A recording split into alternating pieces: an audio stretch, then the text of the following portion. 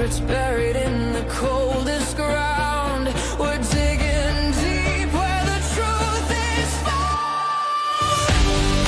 Daphne's case files, we're breaking the chain.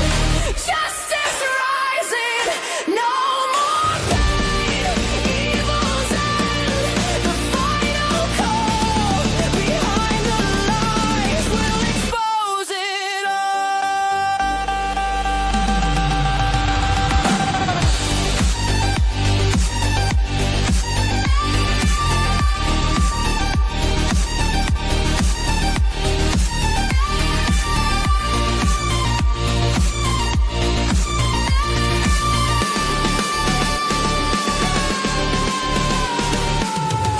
Whispers echo in the darkened halls.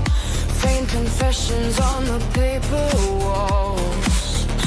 Every victim deserves their say. We're here to chase the night away.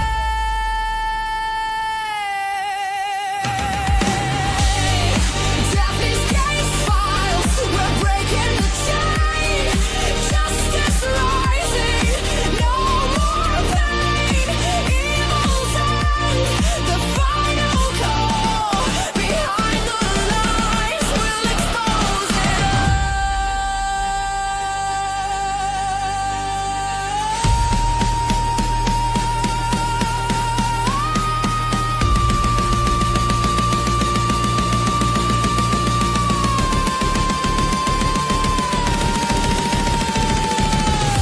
Unseen crimes, they thought they'd won, but the fight for truth has just begun. Every clue, every trace, bringing evil face to face.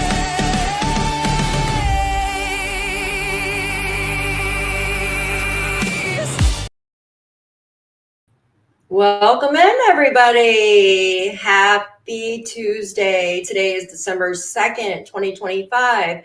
We are just 23 days away from Christmas, you guys. Can you believe it? And then we will be into 2026. Today, we will be going over Jack and Lily's case. Today, they have been missing for 7 months, guys. 7 months, too long, and I've been working this case since day one. We're going to dig deep today, and I have a guest. I have Shan with me, Shenanigans, and we're going to be going over the timeline and the documents. So I want to welcome Shenanigans in and welcome everybody else in. So hello, Shenanigans. How are you? Good. How are you? Good. Thank you. Thank you for joining. I appreciate you. Yep, she's got her Anytime. tea. I got my Sprite, Sprite Zero. I want to welcome everybody in. Hello, B in Florida. Thank you for joining. Kelly, thank you. Mildred, she's on your channel, but welcome in. Thank you. Angel Wings, Joyous, hello. Good to see you. Hope your tree is finally done for you.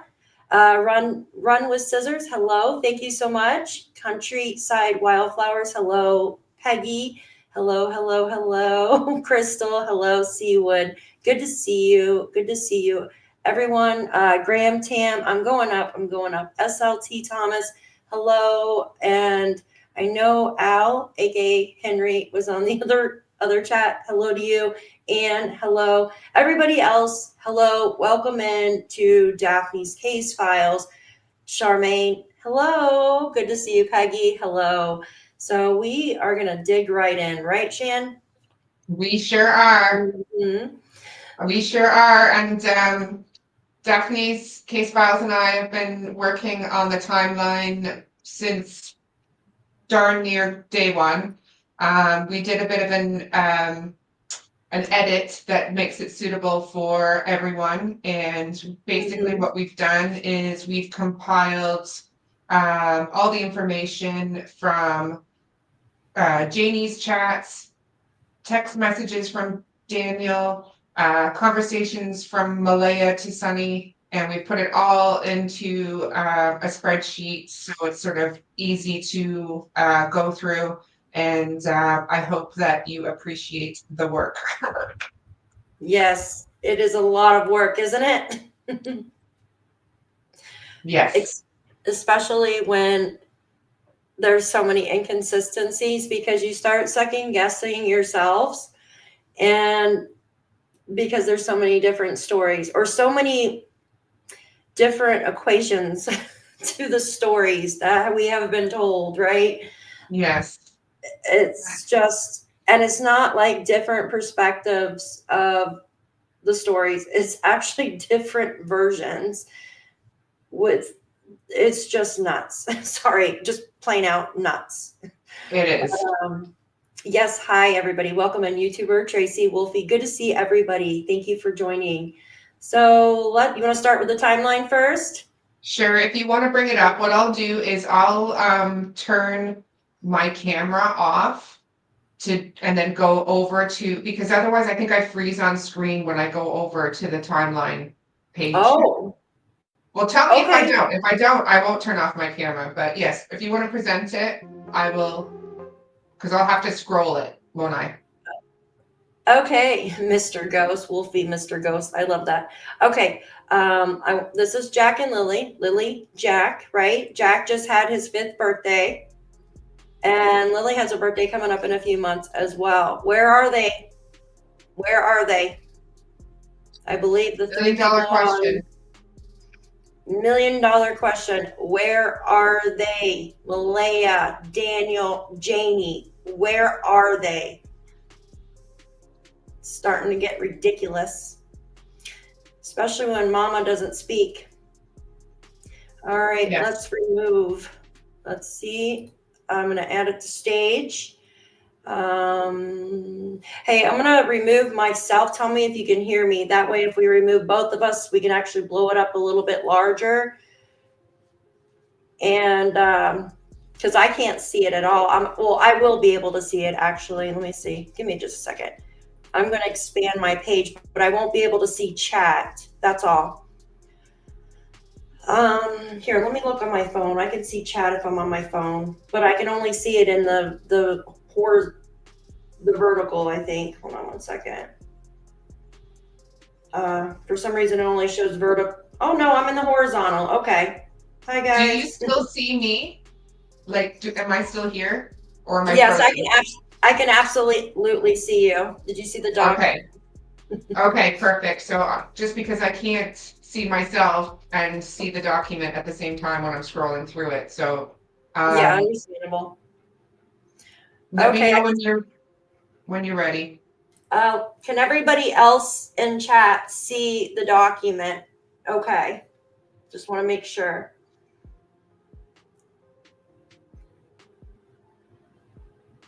Let's see. If you can see the document on screen, this is the complete timeline. Okay, thank you, Joyous. Thank you. This is the complete timeline, you guys. Okay. Well, I say that I've kept some pretty vital information back for just for me and Daphne's case files. There's some things on there that I took out because I think that they could jeopardize the investigation, so I've kept some things out. No, that's smart. Guys, go ahead and hit that like and subscribe button if you're in my channel, or if you're in Shenanigans channel, hit that like and subscribe for her channel as well. We work really hard on these documents and these cases, guys. Thank you so much. Okay. If everyone's ready, I will start. Okay, go ahead. Yeah.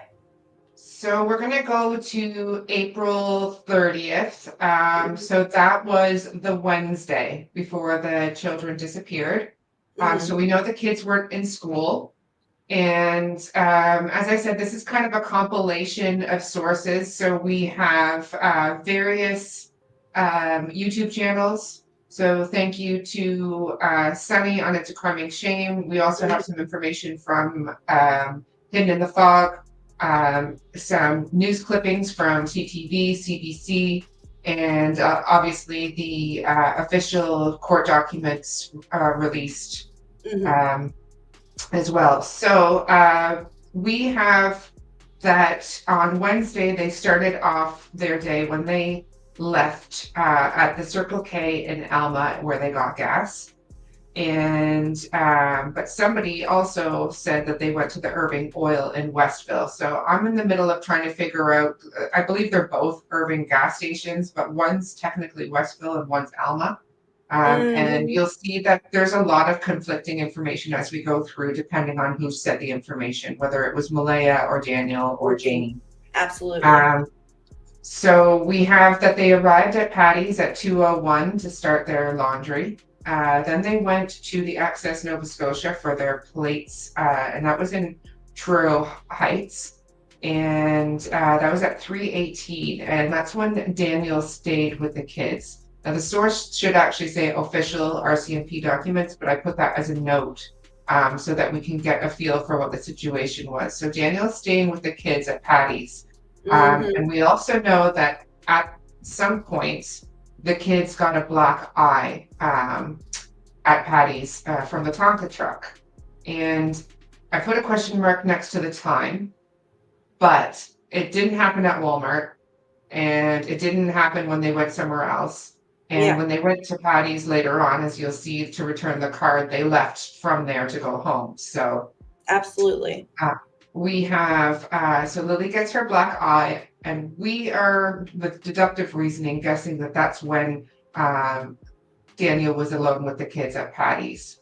Then they went to the Ultramar at Millbrook for some gas. Millbrook was also the location for the high-grade Mary Jane store where they got the vape.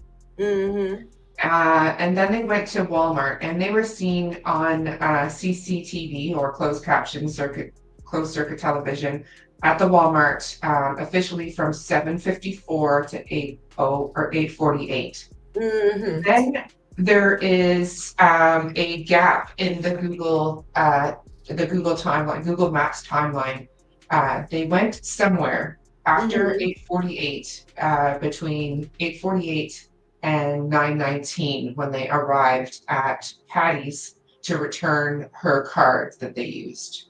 They then leave from Patty's and arrive home at approximately 10:30, between 10:15 and 10:30.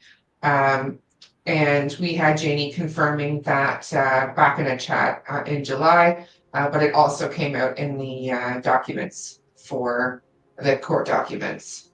Then we get on to the day before the disappearance, so May 1st, and we have that Malaya reported them absent through the app at 6:18 a.m. that day. And then we have Malaya that said the kids got up and came into the bedroom. Meadow was already up and in bed with Malaya. Sorry, this is from Daniel. They got up and headed out to get the kids breakfast. So one question I had was, did they leave the house to go and get breakfast? That was a curious statement because it says they got up and headed out to get the kids breakfast, but maybe that was just out of the bedroom. Let me say something. So, excuse me, I'm sorry. So this was Friday, correct? Thursday. This is Thursday. We're still on Thursday. Okay. Now, I don't know if you want to add in, because she has her alarm set at 6 and then like a snooze button, and then she wakes up at 6:15, and at 6:17 on Thursday she checked the children, Jack and Lilly, out of school.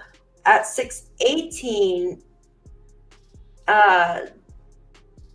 okay, so this one would be 6:17, and then the next one would be 6:18.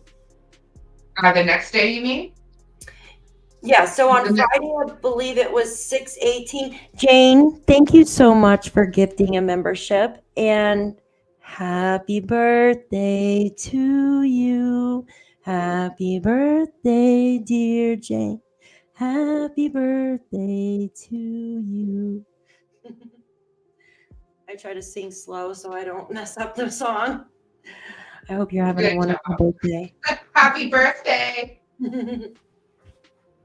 This was from the court document. So I think the way that Malaya did it through the app on the Thursday, both of them happen to be within the same minute. So you have to report each child individually, right? So Well- on the Thursday, according to the documents, it said it was at 6:18, but then on the Friday morning, yes, it was 6:17 and 6:18 respectively. Because remember, Durwood was even talking about that as well. Yes, because he was very adamant that on the Friday morning she did that at the end of the driveway where Absolutely. yes. Absolutely. Mm-hmm. Yes. So we'll get there. So we're still on Thursday, the day before they disappeared, where they were reported absent from school at 6:18. The kids got up and came into their bedroom. Meadow was already up and in bed with Malaya. They got up, headed out to get breakfast. The kids wanted to watch TV and play with their toys, and everybody was up around 9 a.m. Now, throughout the day, so I wrote throughout the day because this is how it was described to the RCMP officer who was interviewing Malaya at the time. So Malaya said she tidied the house, looked after the kids. She said she scrolled through her phone at one point because she was overstimulated. She had blood work in the afternoon in New Glasgow, and she and Daniel went with all the kids. They drove her 2017 Nissan Pathfinder, and they went to the big stop for gas, and she thought that they may have gotten the kids' bagels at Tim Hortons. Daniel stayed in the car when she got the blood work, and then they went to Starbucks drive-through before going home.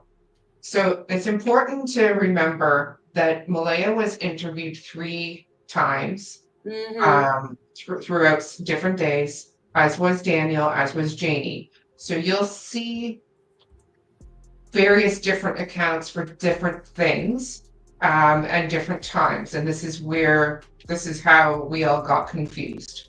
So this is how it's broken down when you take every conversation and every single thing that was said that I have record of, and that Daphne's case files has had record of, and stuff that we've seen.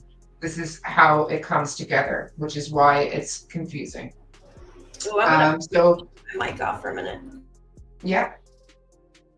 They're getting the snow off the roads, plowing. So it's kind of yeah. I don't want you guys hear scraping. Hi, yes, ma'am. Thanks for going in my chat. I appreciate you guys. So yes, Janie in the Jack and Lilly's Army chat, which was something that was going on back in the day. She said the family went into town around lunchtime. And then she told the MP that throughout the day, the kids were playing in the yard, playing throughout the day, and that she had given them snacks. So that's why it says throughout the day. Then we get into the juicy stuff. So here we have, there was a witness that stated that they saw Malaya, Daniel, Lilly, Jack, and Meadow at person's house between 11:30 and 12:30. Yeah. Then we have the witness, Edmund Dixon, sees Daniel and we're not sure in the parking lot of the Dollarama. Now, we know that he said he didn't specifically see Jack and Lilly, that they were, he just heard children or heard people in the car. However, we know from, as we carry on looking, that time doesn't work out because they were seen on closed circuit television during a different time. So, but the witness tells RCMP that that's when he saw Daniel and Co. in parking lot Dollarama. So at 12:07 that day, Daniel said he received a text from Malaya about McDonald's toys. And he said he may have been outside playing in the yard with Jack and Lilly when she sent those messages. Shan. Yes. Sorry. Wolfie, I can see you. Oh my Lord. It's a miracle. Oh my gosh. I can see him in your chat. B. Oh, I can see him. I can see him too. Hi, Wolf B. He said Good to see you. he contacted YouTube. It's so weird. B in Florida asked, was that Jordan's house? See, it's very iffy there, right? The witness You wanna- says that it was at Jordan's house, that she saw them Mhm. at Jordan's house. We don't have any confirmation from RCMP about that. Mhm. There seems to be some discrepancy between what the witness states and what Jordan and Malaya and Daniel have said. So again, this is a compilation of many different sources to try to get an idea of what was going on around that time.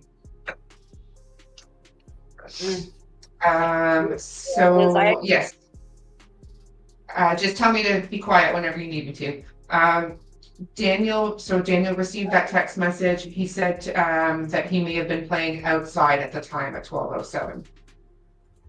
And then according to Malaya, to Sunny, as well as based on the Google Maps timeline, the family left the house at 12:10.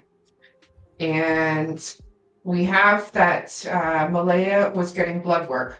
We haven't figured out whether, which I would really like to know, whether the blood work was at the Westville Medical Center, which is attached to the Lawtons, or if it was at the Aberdeen Hospital.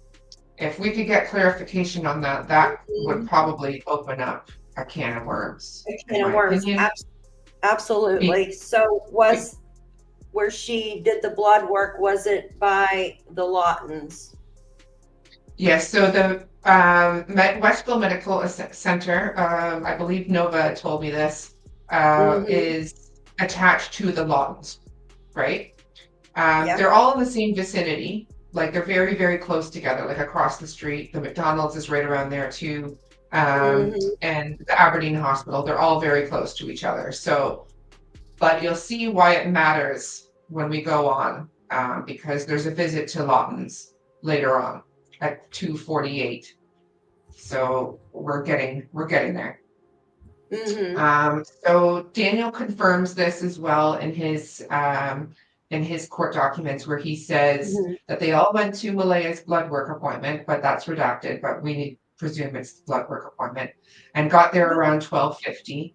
And Malaya went to get blood work, and he stayed in the car with the kids, and all three kids were sleeping, so it was quiet. Then we have, I have a question to myself, because we can confirm, and I'm sure the RCMP have confirmed when she left her appointment and when they arrived at Dollarama. So we have a gap of from 1:27 p.m. to 1:53 p.m. where I'm asking the universe, where was the family between the end of Malaya's blood work, which they left at 1:27, and when the family were seen on CCTV at the Dollarama at 1:53. So we have a gap there. Yeah, Sunshine said, yeah, see, that's weird too with that gap. She says they don't do blood work at the hospital or at the Westville Medical Center. You get blood work done over by the McDonald's. And I know Nova was talking about the one, oh my gosh. The medical center, sorry. So maybe there is a medical center attached to the Lawtons. Is that what Sunshine is saying? Because I can't see that chat right now. Yeah, she said exactly as they don't do blood work at the hospital or at the Westville Medical Center. You get blood work over by the McDonald's. Okay, and that is also where the Lawtons is. Am I correct in believing that? Yes. Hi, Bonnie. Good to see everybody. Thank you for joining us. Okay, so this is why this is going to get funky here in a minute, and I'm going to have even more questions. Nova said the blood work. Sorry, I know there's a delay. Nova said the blood work would be on the East River Road, New Glasgow. at the blood clinic. The Lawtons they went to is in Westville, not New Glasgow Lawtons. Okay. Well, thank you for clearing that up. Thank you. I will fix that. So medical center on East River. Because see, I thought there is a Lawtons on East River Road too, is there not? Nova said no, Shan. They went to Westville Lawtons, not New Glasgow. Is it New Glasgow or Glasgow? I don't know. New Glasgow. New Glasgow. Okay. Hi, Easter. I'll put that Westville. Okay, so that Lawtons has got the Westville Medical Center in it, and that's where that comes out. So I'm just fixing that. Okay.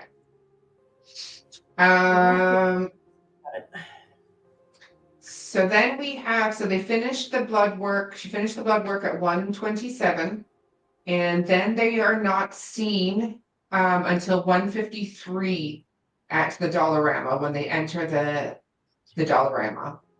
And they are confirmed on CCTV as being there between 1:53 and 2:25. We do know that they entered separately. I just didn't put that on there, but I believe there's a 6-minute difference between the time that they went in. Yeah, they just got takeout, right? They just got takeout. Oh, sorry, I'm not at the Acropole yet. I'm getting there. So yes, then they went to at the Dollarama. They left at 2:25 on the CCTV, and then they went to the Lawtons in Westville, and they arrived there at 2:48, so about 20 minutes later. Then after that, so after 2:52, so she had the Google Maps say that she was there between 2:48 and 2:52. So she got the Tylenol and the diaper rash cream from there. And after that, they went to the Acropole to get some poutines. And they arrived back at 3:11. And that was, Malaya said that to Sunny, but it was also from the Google Maps that she had shown to Sunny. Then we know that Malaya had her Facebook video call with Cindy at approximately 3:37. And I think that's when things went south, to tell you the truth. I honestly believe this is the time things went south after that call. Yes, because this is where everything starts to chop up. Yes, although there's a couple of questions as we saw earlier on in that time. We have the discrepancies between when the witness Edmund saw them at the Dollarama and when they were actually seen in the Dollarama. And we have a pretty decent gap in between the time she finished her blood work and from the time she was seen at the Dollarama. I think they were meeting up with Edmund, to tell you the truth. But yeah, I think there's some shenanigans going on for sure. Absolutely. So then we go back to Janie's audio conversations that she was doing in the Lilly and Jack's army. And she came into that chat, she was answering questions, and she said she heard the kids, they got home at approximately 4 p.m. She hears the kids come home from the store, and the kids were playing in the backyard by the swing set, digging for bugs. And she elaborates later on where she says that Jackie found, and I'm sorry for using his nickname, that should probably only be used for family members, but she saw Jack digging for bugs and that he found a centipede. And she says to him at the time, "Good boy, Jackie, keep digging, find another one." She said both of them were, I thought. Yes, they both were. And then she also elaborated at one point, I believe, that they were lifting up pieces of wood looking for the bugs. And then this is where we were saying, like, wouldn't the kids have gotten dirty, being out there on May the 1st, sitting in the ground, lifting up wood and wouldn't that have got the clothes that they had been wearing all that day since likely the night before, if Lily was wearing pajamas, wouldn't they be quite dirty by the time they were finished playing? So in the evening, Malaya says, which I've got to put the source there, which was the RCMP documents. She was doing some cleaning, but she was too tired. She was going to do some cleaning, but she was too tired, and the kids were watching TV. When you start going into what Daniel was Wait saying. a minute.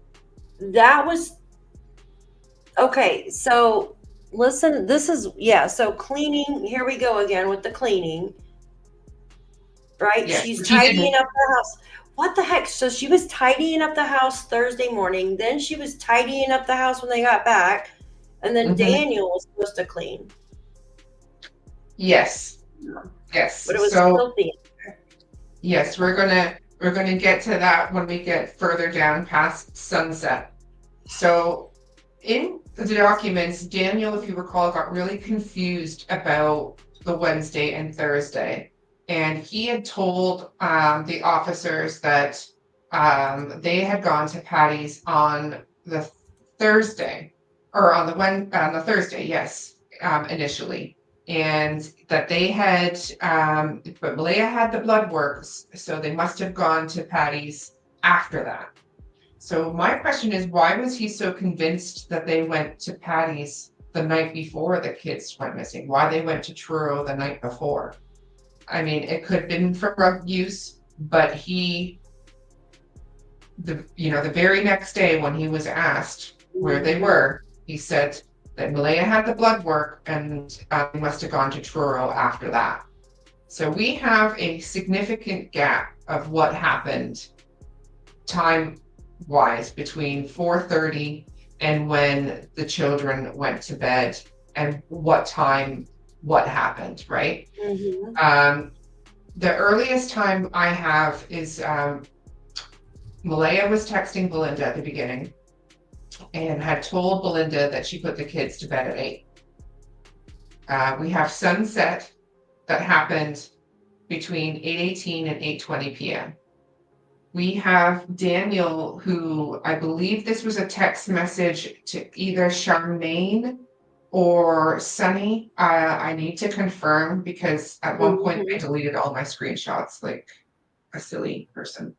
So Daniel had said he'd come in when it started to get dark and that the kids were already in bed at that time. Then we have Malaya that said to the RCMP that Malaya puts Lilly and Jack to bed first and then Meadow, and then she went to bed herself. That they were late getting to bed that night, but because they usually go to bed at 7.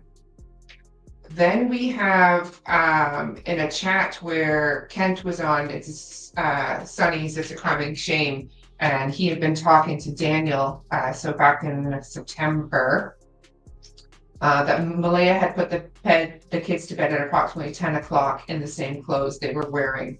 And I have a note all day, ?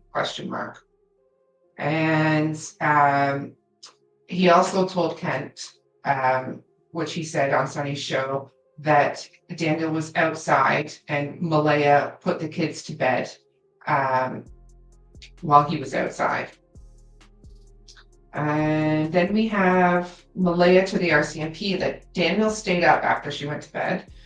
He said he was going to clean the house for her, but it wasn't clean when she got up, so she doesn't know what he did. Malaya was not woken up through the night and doesn't know what time Daniel came to bed. And then I have another text message that's a copy, so we're trying to figure out when Daniel comes in when it starts getting dark and the kids are already in bed. Then we have Janie was raking gravel out by the bank for a pool, the area where Malaya was standing and the footprint was found. And Janie said that back in July in the Jack and Lilly's Army chat. And then we have at 10 p.m., Janie, Daniel's mom, was seen filling a pothole on the driveway, and Daniel was building the chicken fence. And that was at 10 p.m. And that came from a neighbor. And I believe her name was Karen. And Durwood had sort of reiterated that fact back in the day. I just can't remember where that came from exactly. So that is just speculation at this point. If anybody wants to confirm that in chat, I would love to have that confirmed. But we do know that it started out with filling a pothole, then it turned into raking gravel and then it turned into raking the area for a pool. And then it turned into, I wasn't raking at all. Yeah, it's just ridiculous, right? Like trying to gaslight everybody. I have a question for you. Oh my gosh, I hope I don't forget. Guys, make sure you are subscribed to the channel. I will be gifting memberships here shortly, and you don't want to miss out on that if you're not subscribed up, okay? Love you guys. So, and if you haven't subscribed to my channel, please, by all means, do, and throw it a like whenever you can, because I'm trying to grow it, and I will be covering stuff other than the Jack and Lilly disappearance, and I have some other content on there as well. Not right now, though, because right now we're doing this. So Mariska, she asked, so basically, so between 8 and 9, it was said that they were put to bed, but then it turned around to be 10. She changed her statement. And then also I want to focus on the time frame when Daniel said he came inside that night on Thursday. It was getting dark. Now, if you look into the documents, which we're going to go over after the timeline, Malaya says that that Jack and Lilly were outside and they came in when it got dark. So that is a real big discrepancy right there with the bedtime, with them coming inside. When Daniel's coming inside, you would have thought that they would have came inside with Dan if they were outside playing, right? Mm-hmm. Yeah. So that time frame is very questionable. Yes, because she says they may have been outside, but they would have come in when it was getting dark. And that was just the night before. She couldn't remember whether they had been outside that evening or not. They had to been. But we know that Janie said they were outside when they got back from town, that they were digging for bugs. So that was around 4 p.m. But yet Lilly doesn't like bugs. She screams at a bug or a fly. Yeah. She runs. Here, I'm going to silence because the snow guy's coming by. Okay. So we're at the weird part where we don't know what Janie was doing with a rake or a shovel. So she was raking the gravel for a pool, but before that she was just filling potholes, and then she wasn't raking at all. So some pretty big discrepancies there. Then we go to midnight. And we first heard back on July 30th, Daniel had told Kent via messenger when they were having a good old chat that he flipped the lights on and that they were sleeping. And that was the last time he saw Jack, and that he did that because while he was going to the washroom. But we have since heard, which I haven't put in here because I'm not sure who the exact source was, but Sunny did mention that her source told her that Daniel was up all night on mathematics. So we're not sure what the reason was for him flicking on the lights and what he might have been doing in the washroom. This corresponds with the same time that Boss Man, aka Brad Wong, said that he heard a 5-speed vehicle going back and forth 6 times, or between 4 and 6 times. And on the last time, it was he believes that the person came back in a different vehicle. And we have Justin Smith, who corroborates that part of this with hearing a car go by and turn around by the railway tracks at approximately 1:30 a.m. We have, obviously, the car continues to go back and forth between the midnight and 5 a.m. And then we have the sun beginning to rise at 5:57 a.m. in PICTOU County at that time. The high tide, which I threw in there just because there was a lot of water references back in the day. And this is according to AI on Grok, so, don't hold me to that. So the high tide is usually on a 2-hour cycle. It's, because it spends 2 hours going out, 2 hours coming in, 2 hours getting higher. It's a cycle anyway. Then we have also, so the sunrise is coming up at 6. The tide is starting to come in around 6. And then we have Janie waking up at 6, who has her cigarette and tea and plays on Facebook. And that first came out actually well before the court documents came out. She said that on July 13th in the Lilly and Jack's Army chats. Then we have Malaya's first alarm going off at 6 a.m., which she snoozes. At 6:10 a.m., we had Durwood, aka Darren Geddes, live on It's a Crime and Shame when he was on a call-in, said that Janie's brother had called Janie and woke her up, and that she missed that call and went outside to return that call. And that's where she caught Malaya on the driveway. And he said that this was confirmed twice by Janie because he got it wrong the last time by 15 minutes. That is verbatim. And I haven't included anything else that Darren has said in these statements because that statement alone was pretty well debunked. So, because we know that, yeah. B said Sonny gave the exact times of the vehicle trips a few days ago, according to Brad, with those 4 trips. So perfect. I could watch her video and. Yes, and I'm sorry if I didn't catch that. I tried to catch Sonny's. They're just sometimes later than I'm used to, and I fall asleep listening to videos all the time. Oh yeah, and she's 4 hours there's so ahead. many that come out. It's really hard now to keep track of everything. So I would love to have those times, and I will gladly add those times into the timeline. I would love to have them. That would be great. Yeah, I know you're 4 hours ahead. I'm 3 hours ahead. I know it's different. My mom, she's 3 hours behind too, like Sunny, and she'll call me. She's like, I'm like, Mom, you know what time it is here? I'm a teetotaler. I'm in bed early. Yeah, same. I'm on my 3rd cup of tea. I haven't had my coffee today. I'm like losing my mind. Runs with scissors, absolutely. Please find Jack and Lilly, absolutely. I agree. And the answers lie with these 3 people on this property. Yes, absolutely. I believe they do. They lie with the 3 people.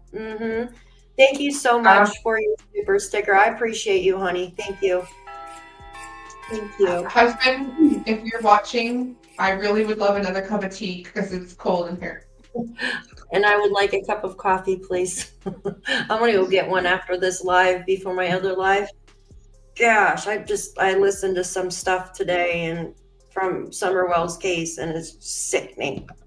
Just absolutely sickening. Makes my stomach just churn. Yes. All these cases make my stomach churn.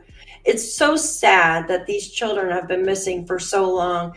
Now Christmas is coming up. This is going to be the first Christmas, parents, that Jack and Lilly will not be here for. Speak up. Speak up. Where are they? This has gone on for far too long. You've brought in so many people, your neighbors around you have to deal with this because you're not telling everything. It's obvious. Yeah, and Daphne's case files and I are just going to hound this case until they're found as well. We're not the RCMP. We don't have like a time limit or a budget or any of those things. And I know that I've said this a few times. I know that all the other creators are in the same boat, especially, you know, Sunny and Charmaine and Nova. Nova, I'm sure in particular, because she is a PICTOU native and she is right, or, you know, she's in that area. So yeah, just make sure that That's weird. make sure that you brush up on your timeline, because the next time you get brought in for questioning, I'm sure they're going to be asking you all sorts of questions as to why all of this is a load of crap. You too, Sherwood. Also, okay, so where were we? So I had said that I didn't include any more of Darren's claims after that 6:10 a.m., which was in the beginning being pushed and pushed and pushed and pushed. Oh, weird. That's when Janie caught Malaya on the driveway at 6:10 a.m. But we know now that she actually didn't have to go out to the driveway to report the kids missing, that she could do it on an app from her bedroom. So how was that made up? Hi guys, welcome. Thank you. Hi Mama Sue. You know, it makes me wonder. So they were building a timeline then, right? So they added that in, and when it didn't flow properly, because they didn't know what time Malaya called 911 either. In my opinion, guys, not. You know, Oh yes, well, that's, you remember Daniel was saying, oh, she says that she called the 911 at 10 a.m., but that's not right. Yeah, it was 10:01. I know. Same, Miss L. I can't function either, but the roads are so bad right now because we just got a bunch of snow. So I'm just waiting it out until, you know what I mean?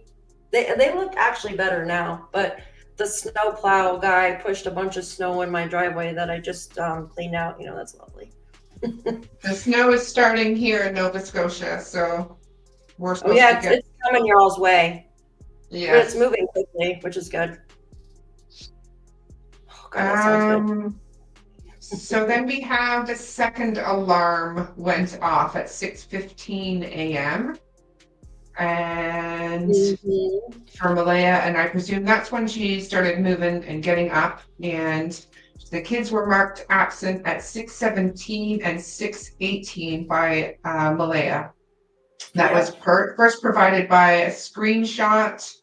And then there was also chat back in the day, if you remember, from Malaya from Daniel to Belinda, that Malaya had called from Daniel's phone, and that her phone was dead. If anybody remembers that, that's going way back. Do you hear me still? Yes, sorry, I Okay. had to get rid of something. Yes, No problem. I'm pulling it up. And we know that Malaya actually reported them missing using a school messenger app. Yes. And that no phone call was actually made, because there was a long time up until July 29th on Sunny's live that night. Everybody was saying that Malaya, where did she call from? At the end of the driveway, because there was no signal. And was it because, like, did she have to turn off her Wi-Fi? And did they use Starlink and all this crap? And when in actual fact, she reported it through a messaging app in the trailer the whole time. I think they were, in my opinion, making that up to start doing this the kids were given. So they were just this is just my thoughts, guys. I think they were starting to make that up so they could push with the narrative of Malaya giving the kids to somebody. Yes. The driveway thing. Yes, I think maybe initially, in my opinion, started out as the kids wandered off, and that Daniel and Malaya and Janie were all going to stick with that. And then it branched out to Malaya took the kids. And maybe Malaya was the last one to find out that that narrative was changing. I don't know. I have no idea, because apparently she's not talking to RCMP, so I have no idea.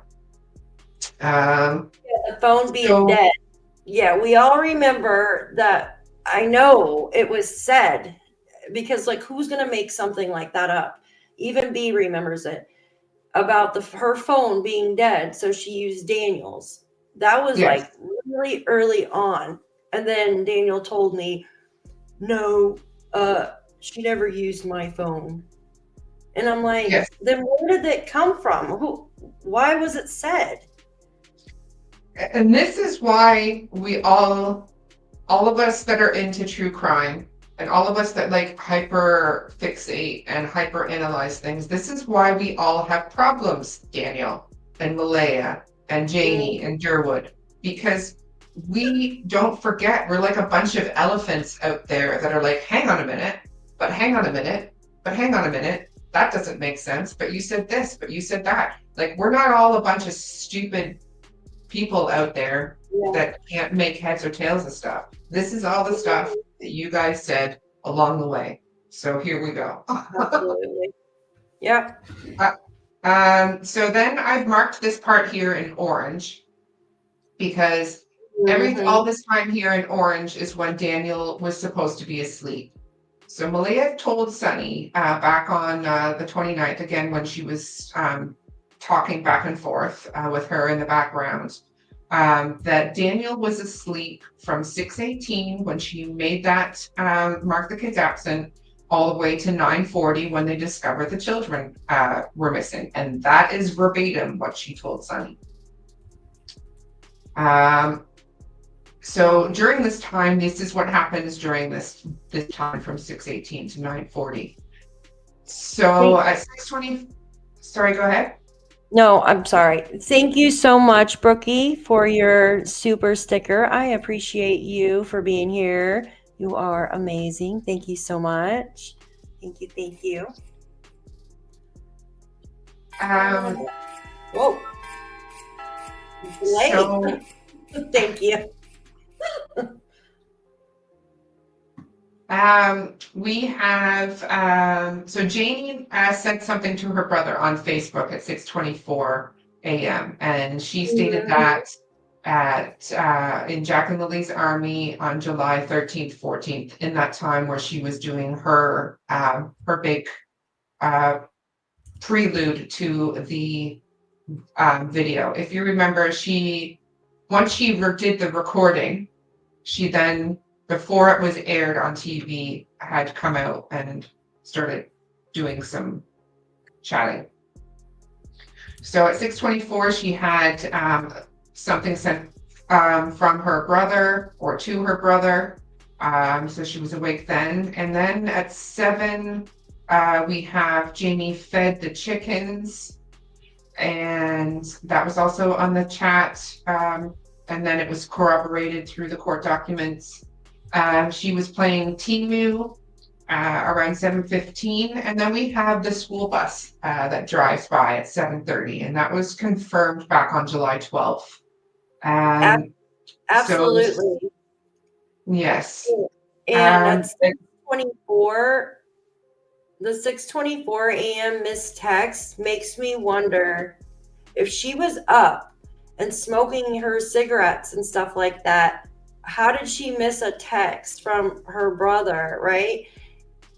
Or was she busy doing something other than smoking cigarettes and drinking tea? Because usually when you're smoking a cigarette, drinking your tea, you have your phone, right? Playing games or... Hi, guys. Yes, Welcome. and all of you smokers know as well. I know from when I was a smoker, I'm coming up to 3 months now that I've quit, that when I would get up and have my coffee in the morning, I was having more than one smoke because I hadn't smoked all night. So I needed to get my nicotine fix, and one just wouldn't quite hit the spot. Especially if you're sitting there drinking your drink outside. So yes. So the school bus would have driven by at 7:30. And sometime I've got 7:45 there, but I'm not entirely sure. 7:28. Sorry, what? 7:28 it says on the docs. Yeah. Remember So we were- Daniel probably just kind of guesstimated 7:30 there. Yeah, exactly. And then we have that Lilly opens the parents' door and both the kids were playing in the kitchen. And that At was something that she had said, like, not verbatim on her first interview when she was being interviewed. That was at, I'm looking at for the time right now. We said it last night, remember? When Lilly Yes. opened the door. Yes, It was- and so then we have that she heard the children playing in the other room between 8 and 8:30, and that's what she had texted to Belinda. Sorry, Belinda, I've got your name spelled wrong there. I don't know why. I know there's a why. And then we have Cindy had a missed call from Malaya at 8:28. And then we have Lilly heard in the other room between 8 and 8:30, and that was Daniel to Kent on Facebook Messenger. But that's around the time that I believe Kent had access to a pretty accurate timeline. But Yep. We 8 won't get 8 a.m. Oh yeah, I remember that. Malaya heard the kids playing in their bedroom around 8 a.m. So she says it, and then it was most likely around like 8:20, 8:30 when Lilly went in and out of the door, allegedly, or jiggled the chain on the door. yes, then we have the I heard Lilly jiggle the lock. Yep, absolutely. Jiggled the lock. Liz, Nova Scotia Strong, thank you so much for your super sticker. I appreciate you being here. You are amazing. Thank you. Thank you. Thank you. Yeah, the timeline is just not. Well, ours is right. Well, you know what I mean, from following them, but theirs just doesn't make sense. Yeah, brother called at 8:48. And she said, Yes, so now we have Janie has a call with her brother at 8:48, then the kids. So this is where I had a question because she first came out on the uncensored page. This was kind of when Daphne's Case Files and I started working together on the timeline. Oh yeah. Daniel and Janie were both in that uncensored page, talking back and forth and answering questions. And she said in that particular text message, like in that chat, that she had a text message, or she had spoken with her brother and then the kids after that. So I feel like she either meant that the kids went missing after that, or she then spoke to the kids after that, right? Open to interpretation. That's the problem with the written word. So she said her brother called her at 8:48 and asked if she wanted to go to town, and she said, no, I'm going back to bed. And I wrote, Janie then calls the kids, and how long does this take, and who does she call, and for how long? Because I wasn't sure what the meaning was of what she said, and then the kids. I called Ron, or Ron called, and then the kids. So anyway, you can ignore that as kind of like a note to myself, asking like, what did she mean? Why was wrong? And then 8:58. So we calculated that she said it was about 10 minutes after her call with Ron that she had heard the kids outside. So we figured, well, that must be 8:58, right? So Janie says she hears the kids outside, and then a few minutes later sees Malaya by the trailer with Meadow. And that was what she said on in a chat on July 1st. Then we get down to Janie's message to Belinda. So she had messaged this to Belinda. And this is verbatim. Janie, this is verbatim from Belinda. Janie told me she confronted Malaya about the kids around 9 a.m. and Daniel comes out and Malaya says the kids are in the woods. He checked their forts and came down in 30 seconds. He left on the trike to head up the road and Janie went up through the woods looking. She met Daniel up on the trail behind the home, but neither saw anything. They both went their separate ways to search and she made her way searching back to the property and heard sirens coming. She said she gave this statement to the police right away. Then we have a message from Daniel to Charmaine. He messaged her saying, my mom was napping and can hear outside because she heard me yelling that morning for the kids. Malaya was playing on her phone. Mom came out and she said Malaya had a look of worry in her eyes that mom was home.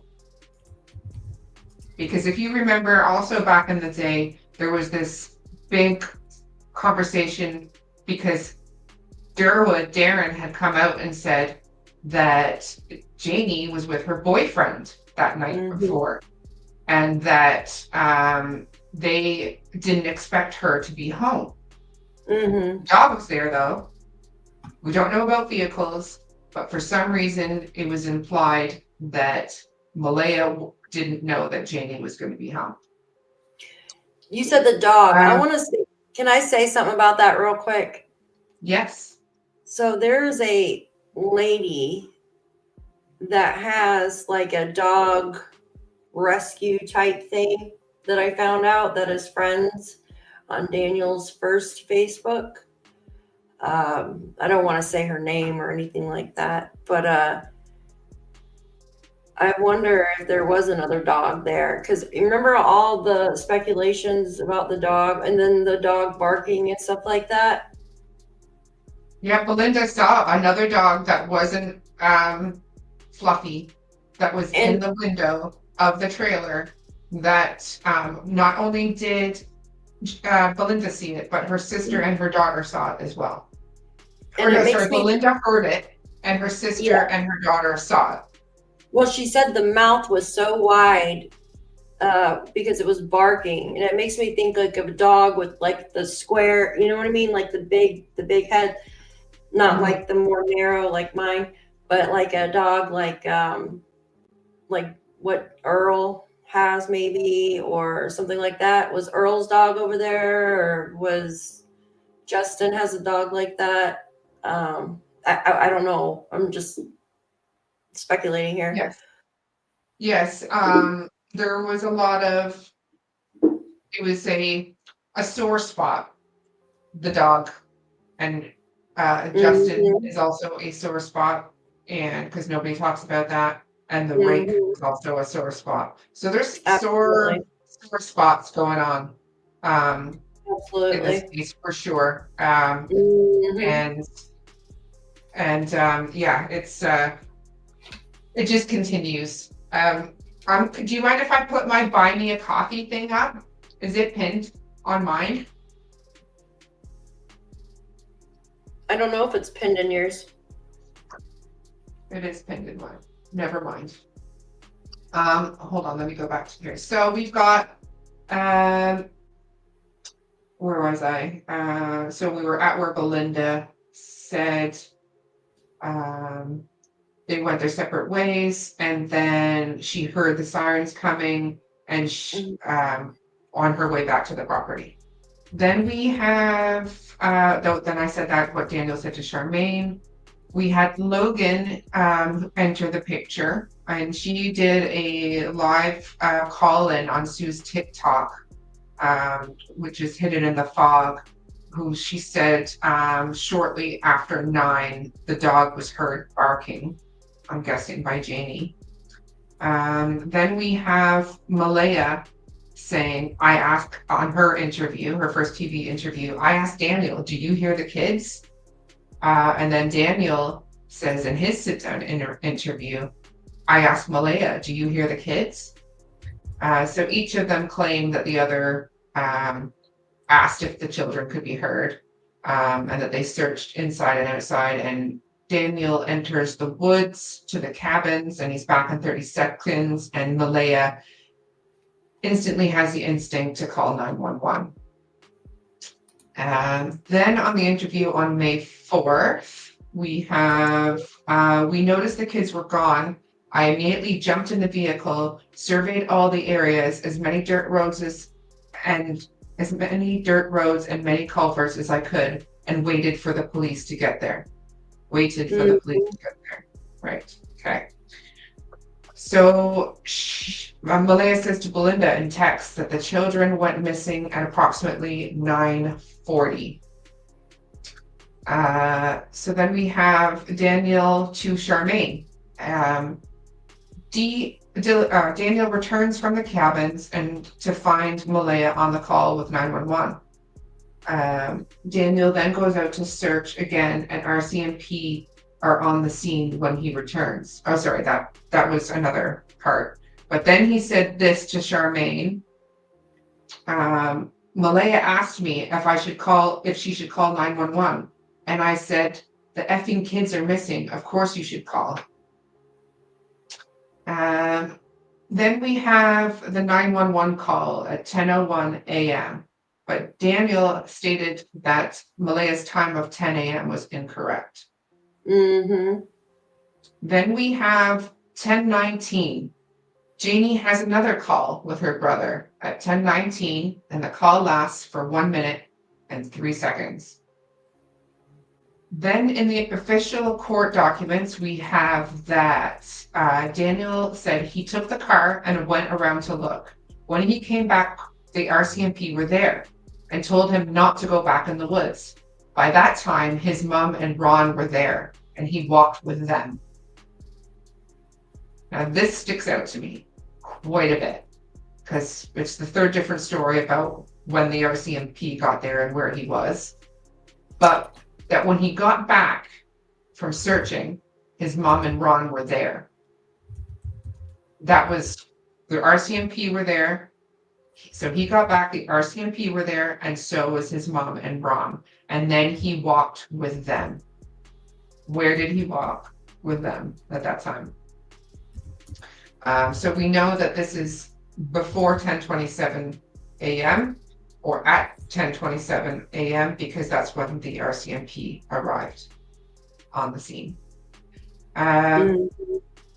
We won't even get into the fact that he said initially that the RCMP took 12 minutes to get there, because when in times of stress, I guess your time can be distorted a bit.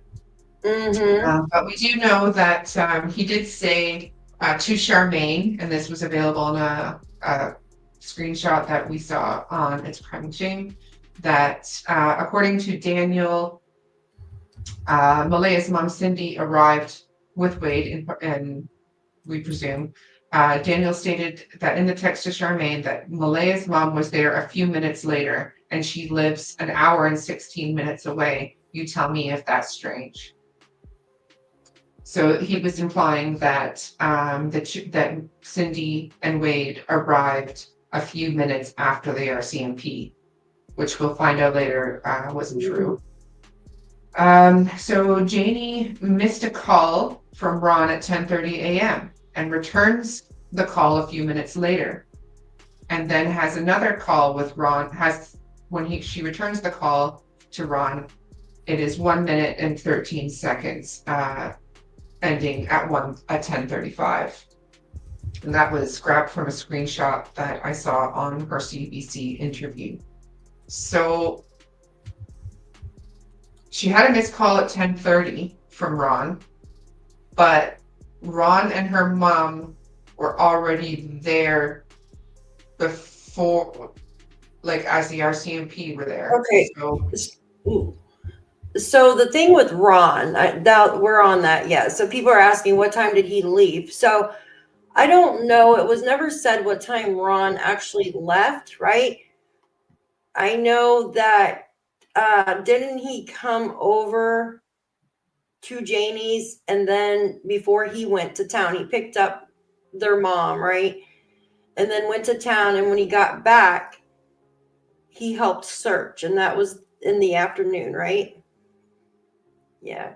Okay, honey. Thank you, The- Cindy, for being here.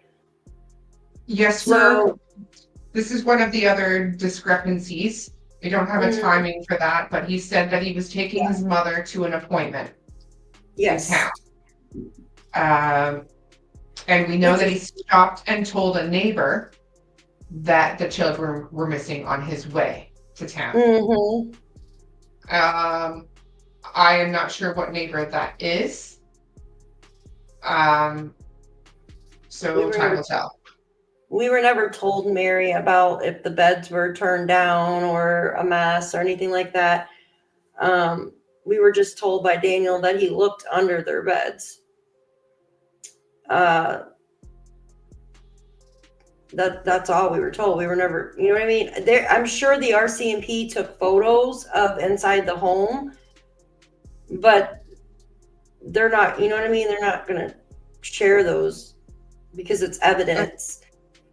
The thing You know what I is, mean?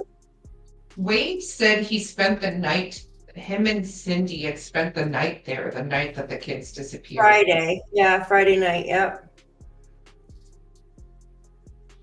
People were in and out of that house. There was a photo floating around of inside the home because there was a blanket or something in the photo. Do you remember that early on? And I wish I would have saved the photo because I'm going to look for it in a minute. But I swear, because I thought I had it, but I don't know. I thought I saved it, but then I'm like, I guess I didn't. But it was of a blanket or maybe it was a boot or something. And it was inside the house. Do you remember that? I don't remember that right now. I may have in the beginning. I have a vague recollection of there being like a plain pink blanket hanging on a door. And then I have the recollection of a pink blanket in the window. And then Yeah, that was. I have the recollection of Belinda saying about a blue blanket. Then Yes. yes. And That. I Yes. had thought that there was a blanket initially hanging in that cabin thing, but that was turned out to be a tarp. True. Yeah, tarp. Absolutely. There was a photo. I'm gonna scour and see if I can look for it. Yes, that was a rumor that Lily's boot was found in the house, and that was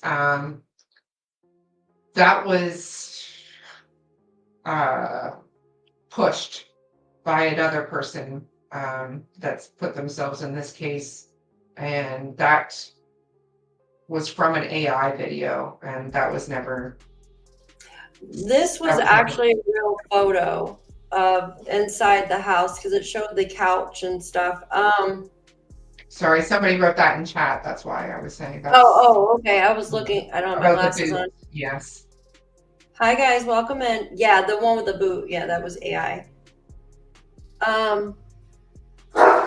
Amazon's here. Hold on, or you know what I mean? Oh, she's got to get her winter tires are being delivered, so she's got to go and make sure she gets them because she needs those tires on her truck.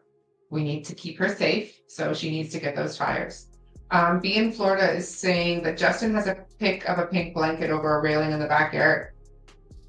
I would like to see that because if you remember, Cheryl came out back a while back on Him in the Fog on Sue's channel that she was told the blanket that was found in the tree was on the railing. So,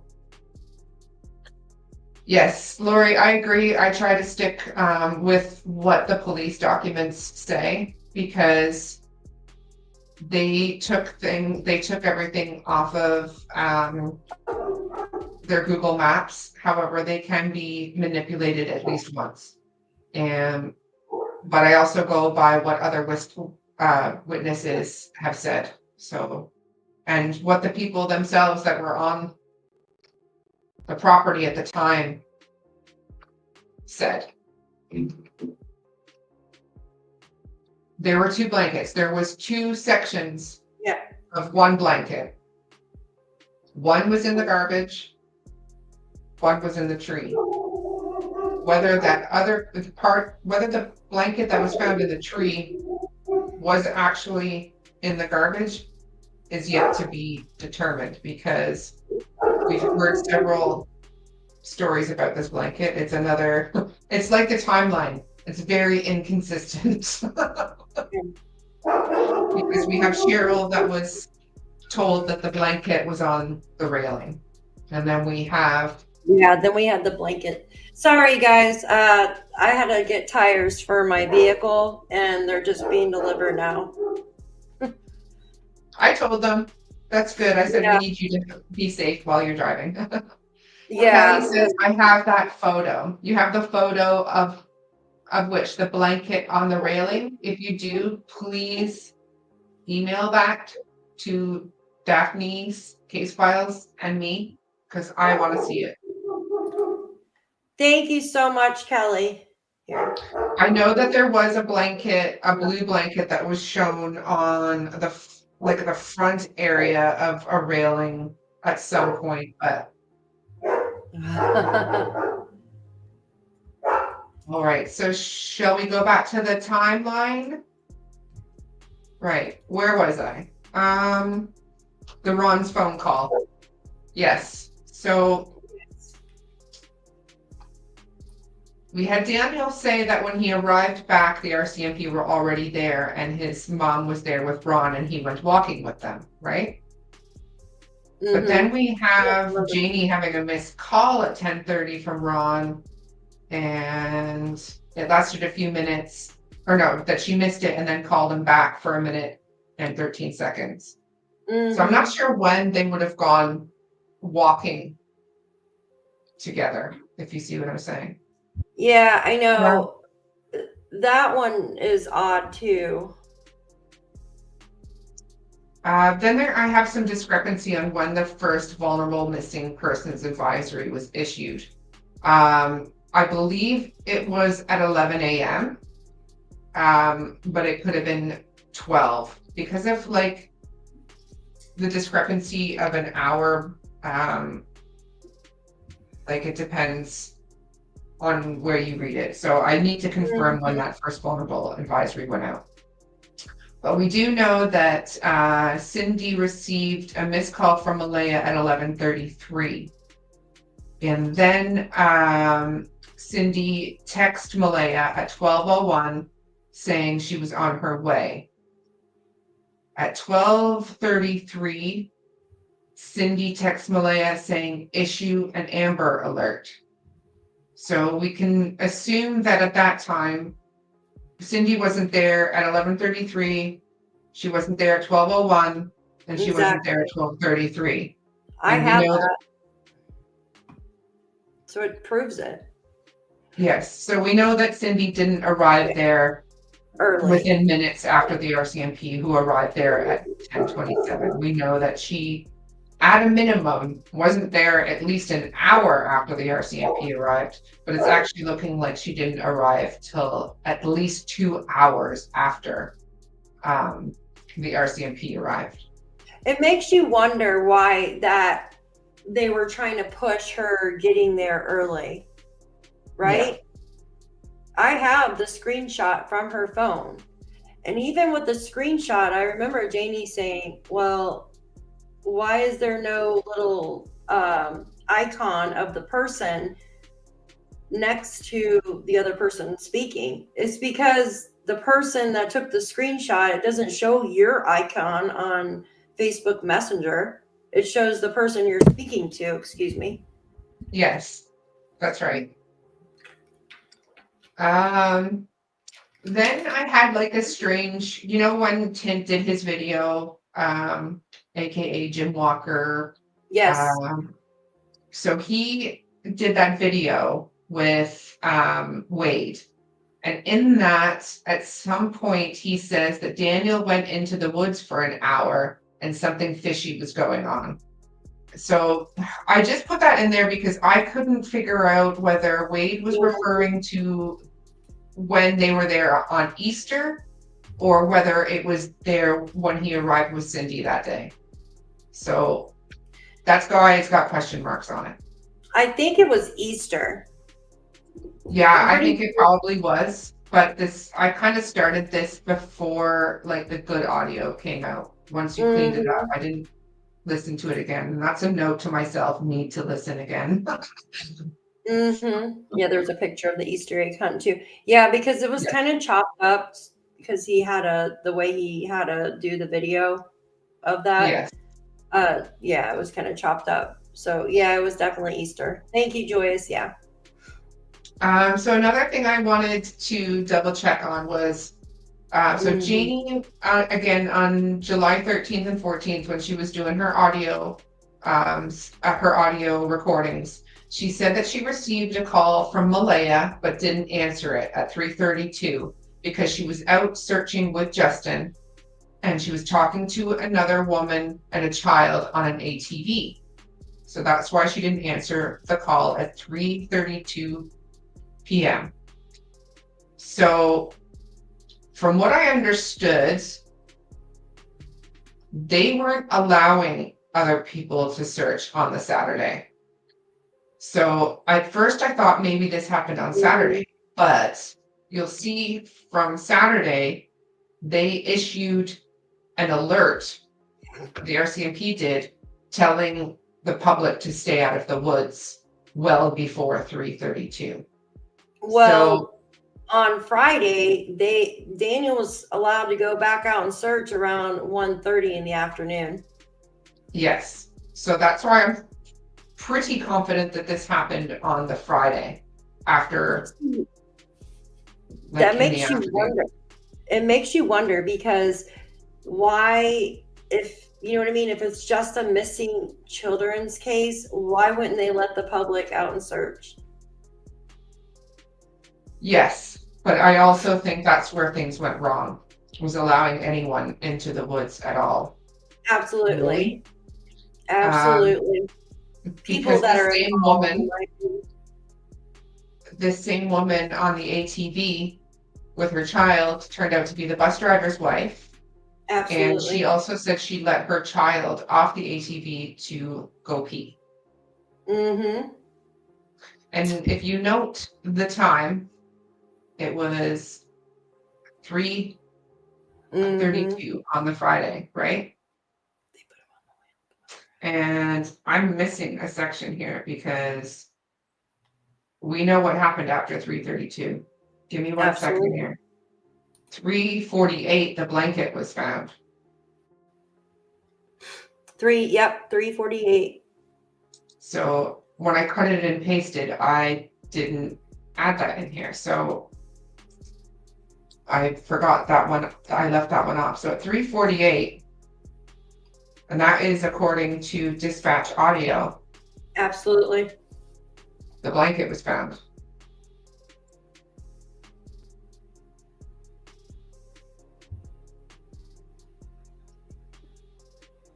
And there is a source for that dispatch audio. So if Jamie was out there on the Friday, missed a call from Malaya, she didn't answer because she was out searching on the ATV with Justin. And then she stopped to talk to this woman and child on an ATV at 3:32. That was Saturday, I think. You know that sorry, go ahead.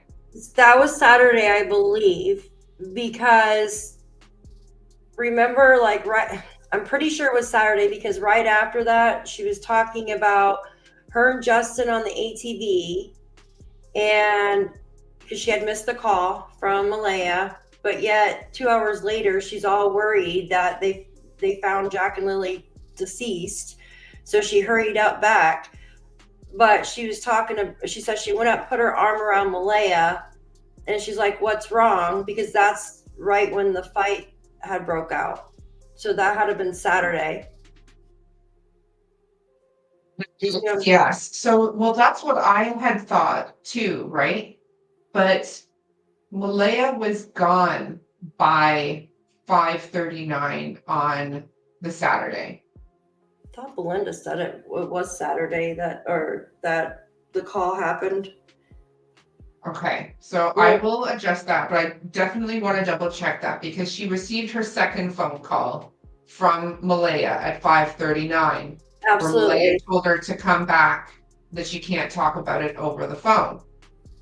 If At it's 5:30. Friday, then that's a big red flag. Right, so that's why need to confirm that because nobody was really supposed to be.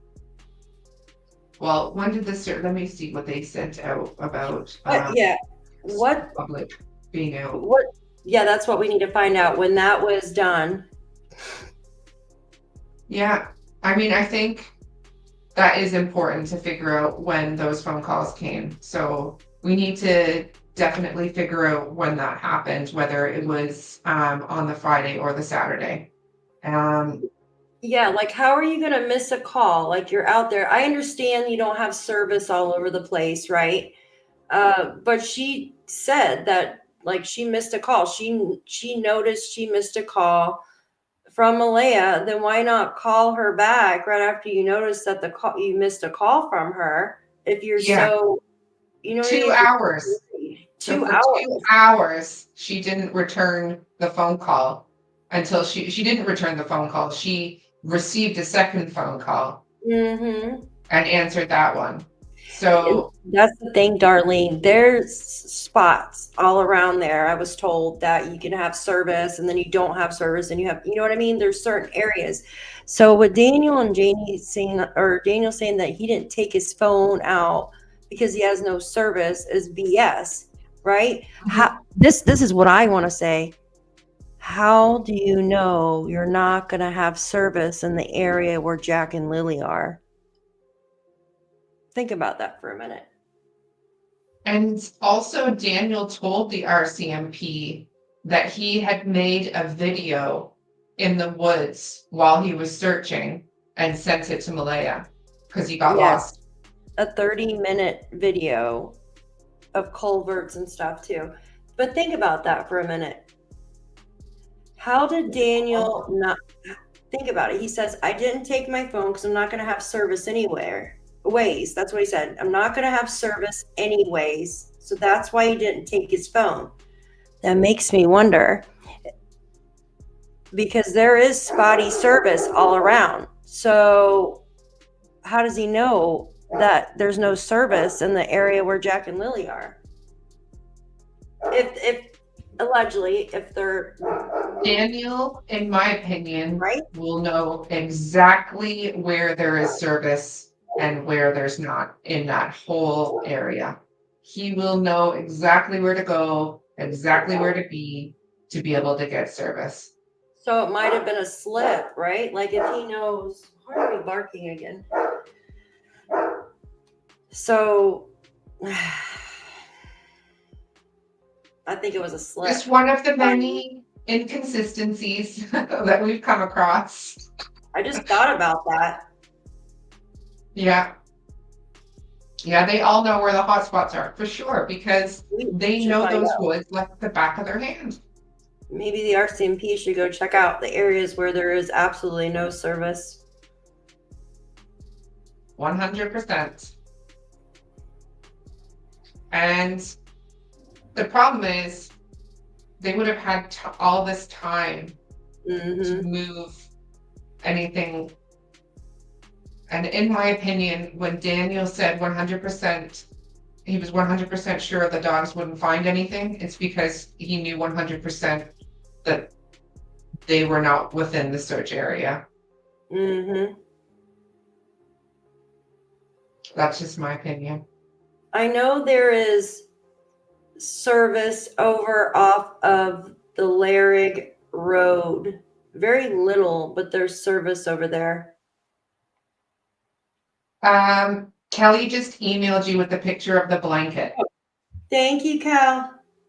I was just looking at it and I'm just, space. Thank Like you, Kelly. I want to see it. Thank you. I'll let you Well, pull it up, and I'll finish up for that day, for the day they disappeared, and then maybe I can carry on a bit more. So we've got the blanket found at 3:48. At 4:55, the RCMP confirms that multiple searches are underway. At 5:27 p.m., we have the broadcast for the intrusive alert, and it was issued to extending counties, so surrounding counties. So the first alert that was sent out was pretty much just for PICTOU County. And there was a lot of uproar about Malaya saying on the news about how she had friends contacting her that had heard through friends and social media that the kids were missing. And that's why she wanted an Amber Alert. And people were like, oh, she just, doesn't want to have to tell people. And it was like, well, no, if she's having people message her asking if it's her kids, it's because they hadn't received the alert. And I didn't receive any alerts at all, and I'm in Nova Scotia. So this gives you an idea on why the Amber Alert system needs to change. this one so is, yeah. Okay. At 6 p.m., the RCMP deployed dogs, drones, and air support.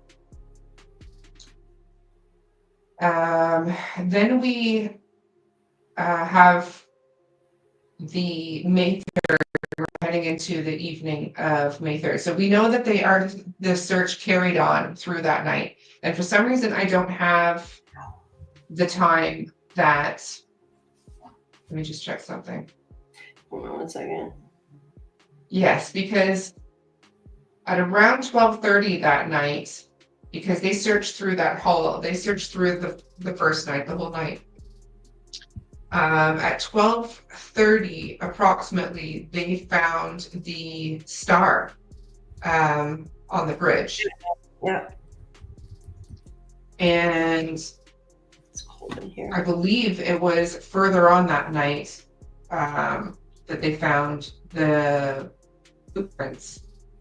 It was through the night that they were found. Mm-hmm. So we know that Malaya stayed up with her family, wasn't able to sleep much that night. And after talking to her mother, she called the RCMP at 12:45 a.m. to suggest that the kids could have been with Cody. And she didn't hear anything back. The message was passed on to Constable Askew. And at 12:57, she sent a second message to Constable Askew to ask if Cody had been contacted, because she thought it was possible that Cody could have taken the kids to New Brunswick. She had a friend / psychic tell her that, and her mom kind of pushed that as well, saying that it was possible. Was it possible that Cody could have taken them? Because the kids at that point hadn't been found, and everyone sort of. We want to go over the polygraph stuff with that too. Yes, I think that's important. So at 3:30 a.m., the police showed up at Belinda's home to talk to Cody. So Cody was there at 3:30 a.m. And Belinda was there. Yes, guys, please hit that like, share, and subscribe for the video, please. Thank you so much. And I'm going to leave it at 7:57 a.m. The public was advised to stay out of the woods by the RCMP. So Saturday morning at 7:57 a.m., the public was advised to stay out of the woods. But family members were still allowed to go and search. But Belinda said that when she went to go, when she arrived there on Saturday with her sister, the police did tell her not to search sort of beyond the property.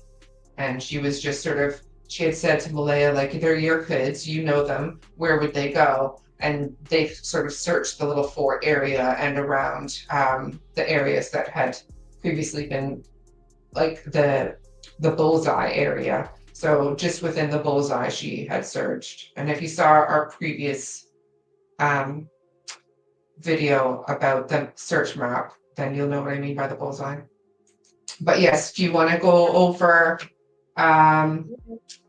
the documents about the polygraphs? Because again, like every time we read the polygraph or read the documents, we find something else. Like this, we kind of have already seen, but something stood out a bit more than usual. Yeah, I'm trying to find this picture of inside the house. Did Kelly send you that picture of the blanket? Yeah, she did. I'm going to pull that up too, but I'm trying to find the picture inside the house that was taken that day. And I cannot find it anywhere now. Is it of like the counters covered with like bags and groceries and like stuff like that? There's one like that, and there's one of the couch. It specifically has the couch in it. So if anybody has that photo where it's like inside of the trailer and it has the couch, and then there was either a blanket or a boot or something. I think it was a blanket. It was on the couch and it had like a toy on there. I cannot find it anywhere, and I know I've seen it. I know that there was an AI video that came out in the beginning. Like there was one particular channel that was putting out a lot of content and still does. And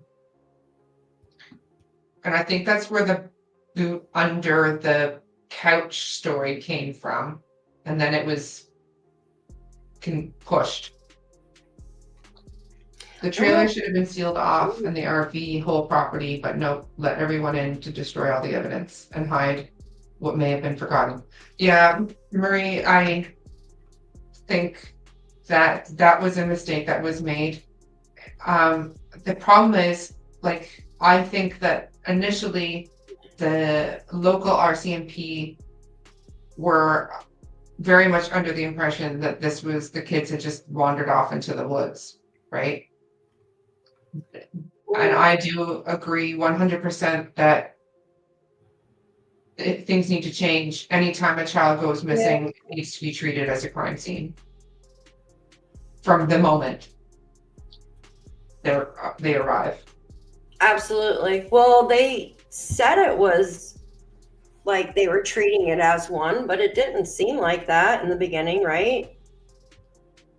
If Belinda was able to get there on Saturday, and this is going by Belinda and no one else, was able to go into the home, notice that it was a crapshoot, and search, then it wasn't being treated as a crime scene.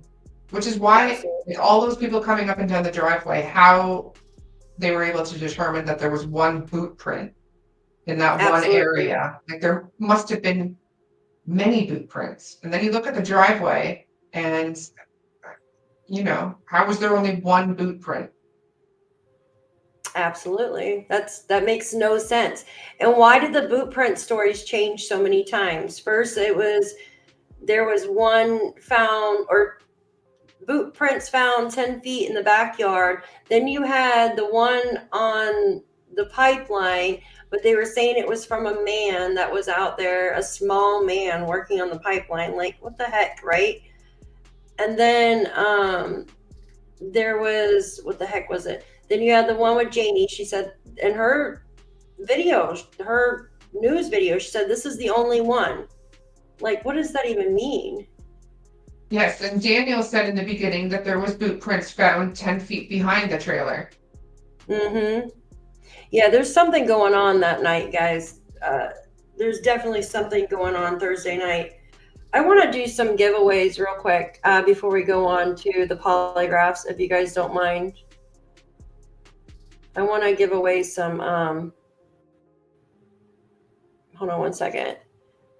So I'm going to give some members, give me just 1 second. Let's see here, hold on 1 second. Can you do this? Hold on. All right, I'm going to send out 5 memberships, guys. Make sure that you are subscribed. So you receive a membership. Geez, can't talk today. All right. Give everybody a minute to subscribe. And I'm going to send them out. Give me 1 second. Let me buy this. All right. There we go. Let's see. Did it go through? Yes, there we go. All right. Who got the memberships? Let's see. I was like seeing.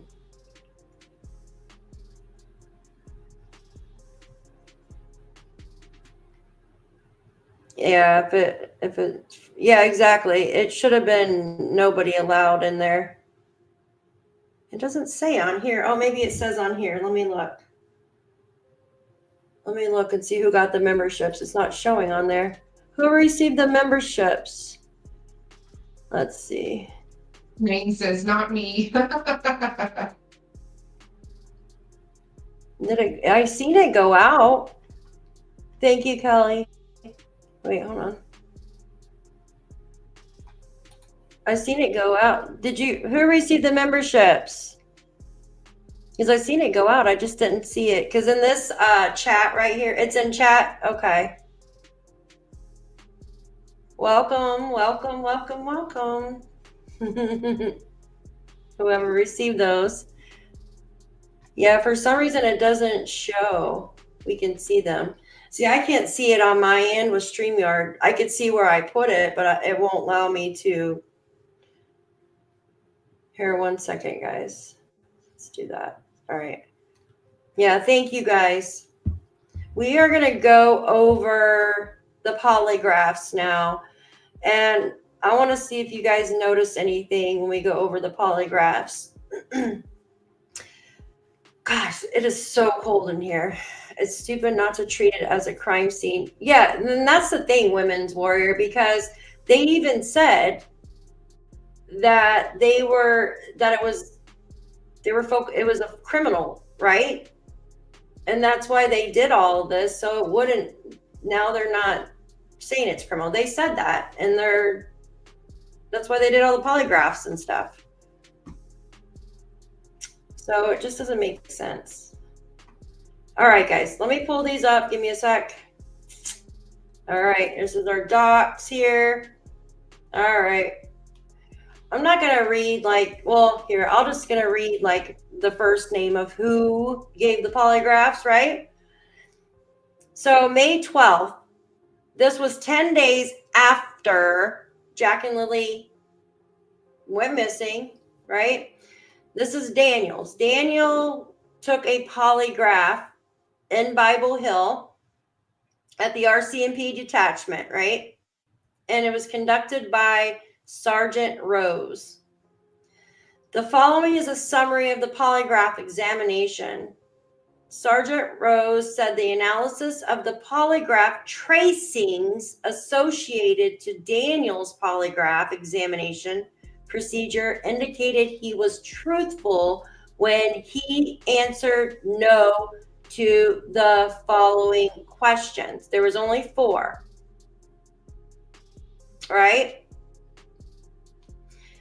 And then, remember, I just want to take you back for a minute. I want to take you back. So, remember Daniel kept saying, I want new polygraph people to come in. Remember he said that when the dogs were coming out? Do you remember that? Why? And he wanted more people polygraphed as well.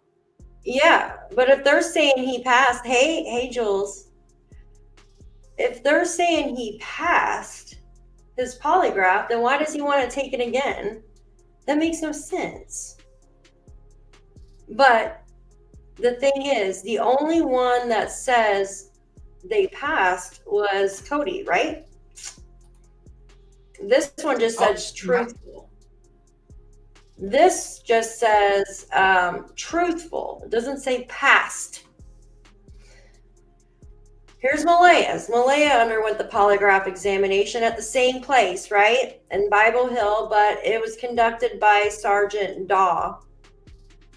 The following is hers. So it says Sergeant Daw stated Malaya willingly agreed to undergo a polygraph examination in relation to this investigation in an effort to eliminate her as a suspect in causing her children's disappearance and possible murder. She was found to have been truthful when answering 4 questions. Right? Truthful. I'm going to go down. Where's this part? Oh. At this point in the investigation, Jack and Lily's disappearance is not believed to be criminal in nature. I do not have reasonable grounds to believe a criminal offense has occurred. Because Jack and Lilly are still missing, polygraph examinations were conducted with the intention of ruling out that possibility. Now, I want you to listen to this one. On May 3rd, Legay met with Cody, which is Jack and Lily's biological father. This is the following summary. Legay met with Cody Sullivan at his residence, right? Cody said he had not seen Jack and Lilly in 3 years and confirmed they were not with him. And then it goes on to say another corporal, I can't even pronounce his last name, I apologize, asked another Conlanen, I guess, to speak with Cody again because a tip had been received that he was seen in a hotel by a hotel employee in New Brunswick with Jack and Lilly. And Conlon obtained photographs of Cody and his vehicles, right? Anyways, it goes on to say Cody's residence and confirmed he was there at home. Cody agreed to be photographed and allowed the vehicles on the property to be photographed as well, right? And it goes on to say 2 statements were obtained by Brian Ward. This is the bus driver. Now, the bus driver was never polygraphed, right? I'm going to step out for a bit. Oh, yeah, go ahead. My kids are going to be coming through the door any minute. Oh, shoot, what time is it? Oh, okay. Let me finish up with this. I'm like tasting coffee in my mouth because I haven't had it yet today. Isn't that weird? All right, so, okay, Brian Ward was never, let me remove her. I don't think Brian Ward was ever polygraphed, was he? Who even knows that Cody looks like? Okay, give me 1 second. Let me see, where is the polygraph part? We were just reading it. This thing is all over the places. Yeah, this talks about the bus driver here. I'm going to actually read this real quick. Hold on. So this would be the bus driver, right? So on May 2nd and May 14th, 2 statements were obtained by Brian Ward, who is Jack and Lily's bus driver. The following is a summary. Lilly and Jack were at school Tuesday when their stepfather, Daniel, took them off the bus at 2:42 p.m. There was no school on Wednesday, and they were not at school on Thursday and Friday. It was the normal routine for Malay or Daniel to take the children off the bus because Jack was buckled in and needed to be unbuckled as the drivers were not allowed to do it. Do you find that weird? That's weird to me.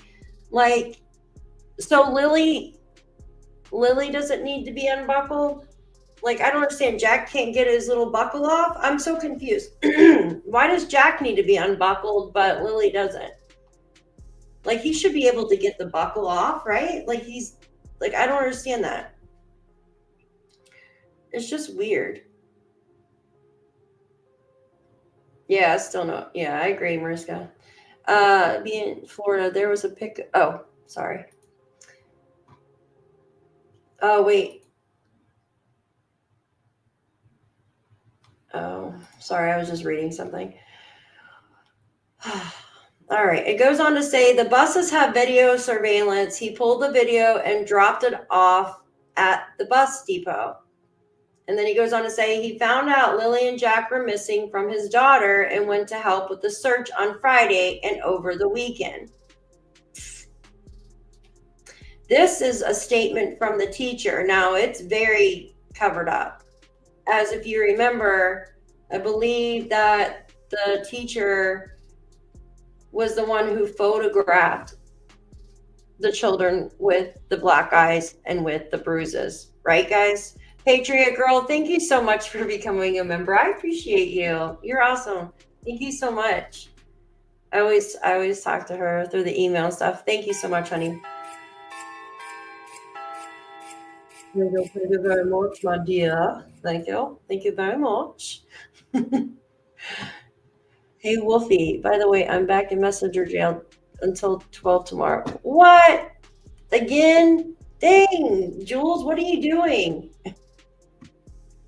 Yeah, Mariska, I just find it very weird that on Cody's it says past, and on like Malaya's and Daniel's and so it says truthful. And I'm like, that's just weird. It's just very strange. I don't know why they didn't put all the polygraphs in one section and then it's all chopped up.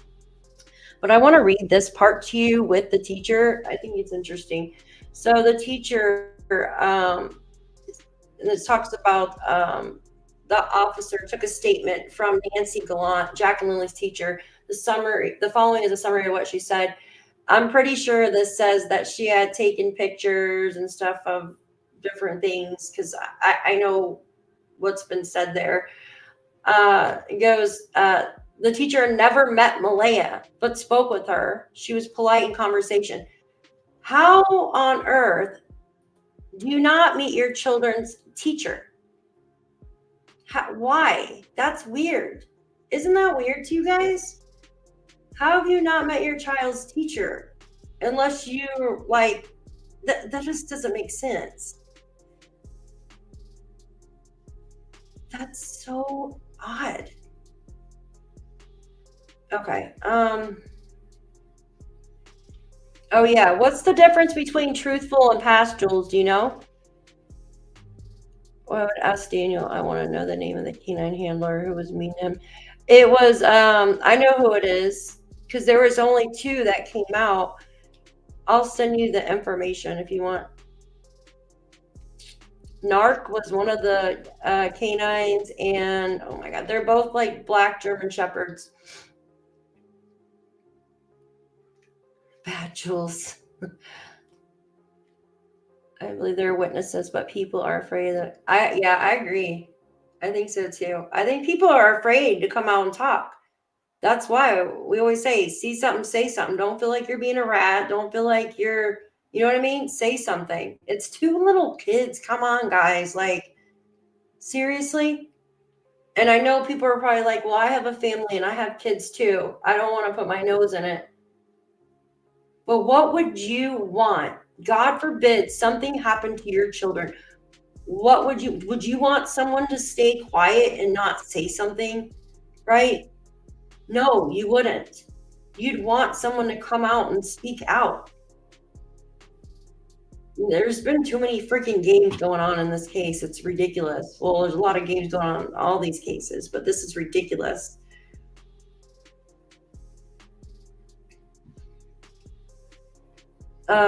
I was forwarded the contact info for one of the canine handlers reaching out tomorrow. Thanks, Jules.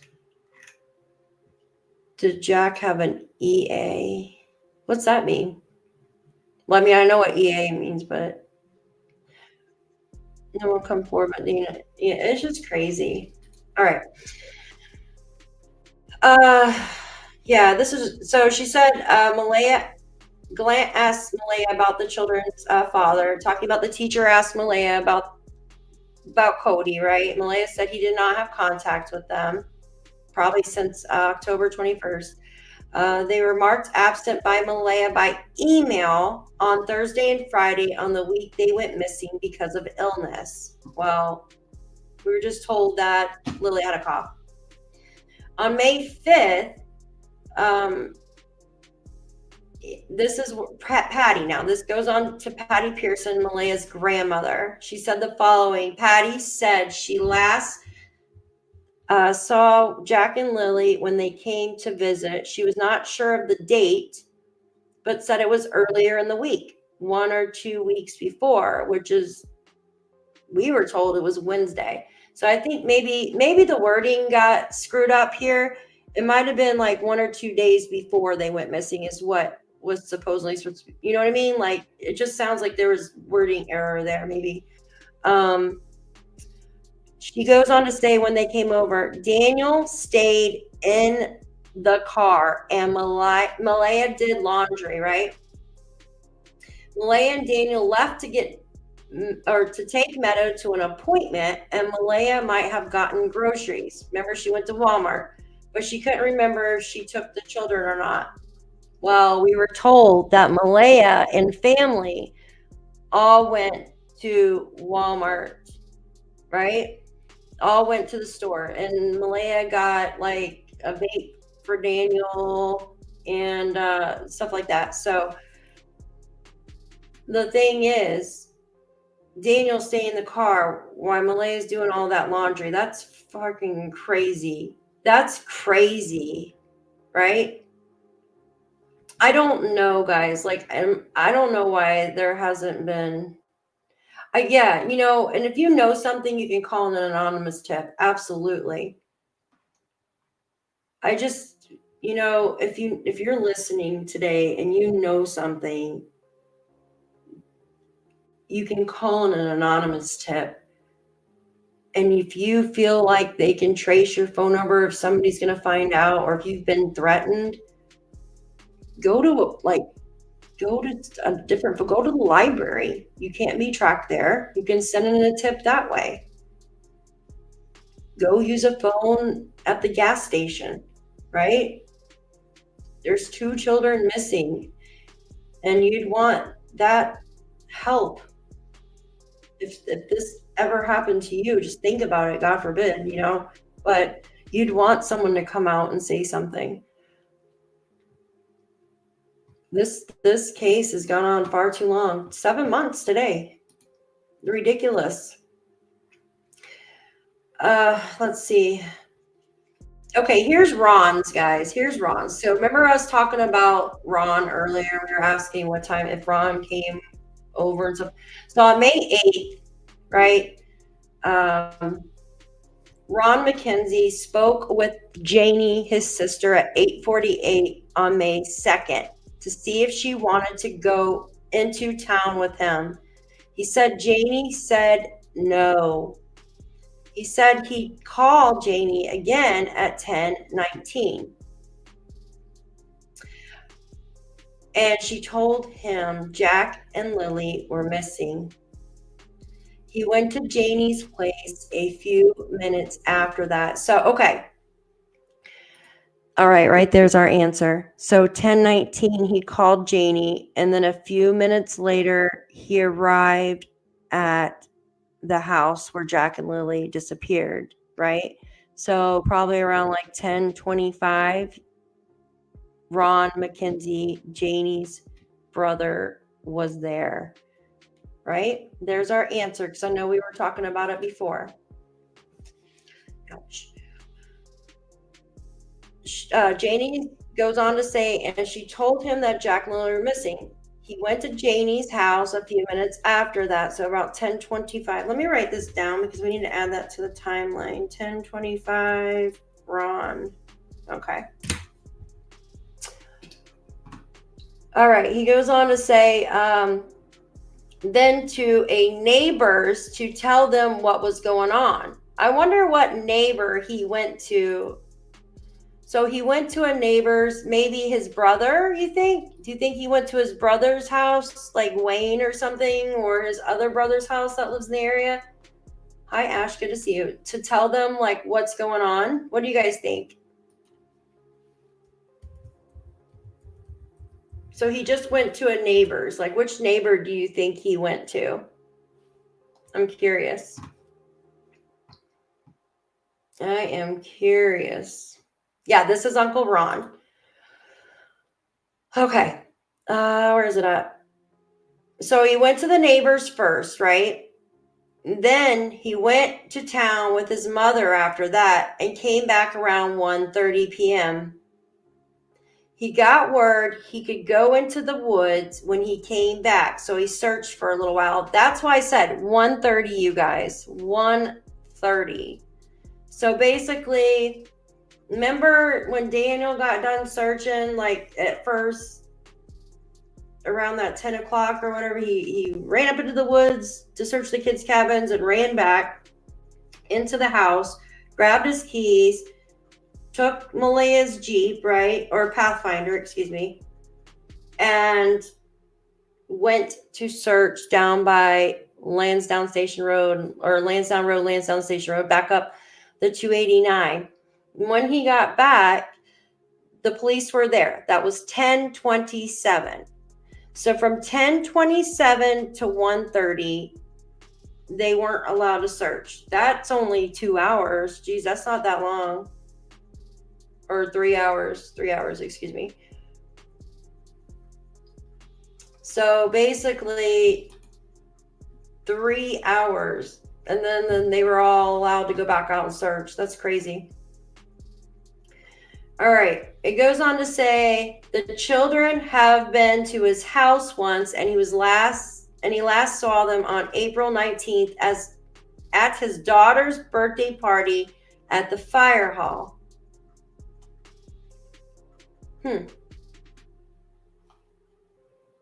So April 19th. He last seen them. Wow. All right, it goes on to say, this is Edmund now. Now we're going to Edmund. Hey, Shan, did you hear what I was just saying about Ron McKenzie?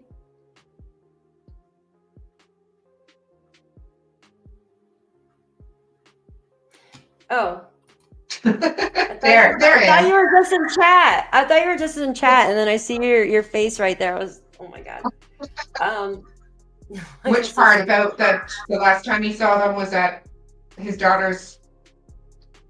Yeah. No. And I wondered if that was Logan's. Yeah, Oh, I was just what? wondering that too. So, okay, so he showed up around 10:25 that morning to Janie's on May 2nd. Remember how we were talking about earlier? Yeah, whichever Yeah. he doesn't. So about, you want to put that in your timeline? So 10:25, he showed up to Janie's. Here, I'm going to read it over for you so you can see it. Right here. So Ron McKenzie spoke with his sister at 8:48 on May 2nd to see if she wanted to go into town with him. Janie said no. He said he called Janie again at 10:19 a.m. She told him Jack and Lilly were missing. He went to Janie's place a few minutes later after that. So around 10:25-ish, I guess. Then he proceeded to a neighbor's house to tell them what was going on. He then went to town with his mother after that and came back around 1:30. He got word he could go into the woods when he came back so he could search. And it says the children have been to his house once on April 19th at the fire hall. So, Oh, I noticed that, Wait. Mazda. Yeah. so remember when Daniel said that he came. Oh, you're gone. Where'd you go? I'm listening. Oh. I just had so a. Dan-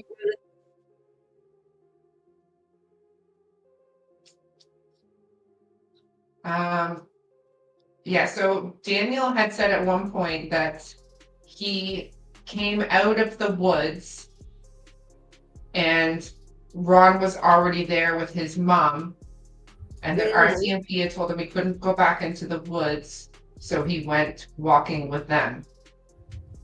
Yeah. So was that at 10:25 he went walking with them? Because he said he went to, and Ron said he went to a neighbor's and then went to town. Damn, that wasn't that much time. Jeez. Another weird ass scenario. Yeah, absolutely.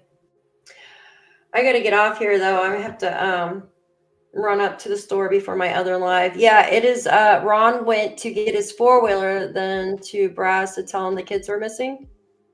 Oh, did he go to Brad's to let him know? Is Brad still in here? Sometimes he just listens, and it is so cold in here right now. I don't know why I have 2 heaters on. Stupid. Yeah, that could be, Michelle. I wonder. See, Brad doesn't like any of them. Oh, Brad stated that, or his wife. Okay, thank you, Marie. I appreciate you. So I'm curious if why Ron would have gone to Brad's to tell him, unless this is one of the reasons why Brad doesn't like any of them. Huh. Only he can answer that. Yeah.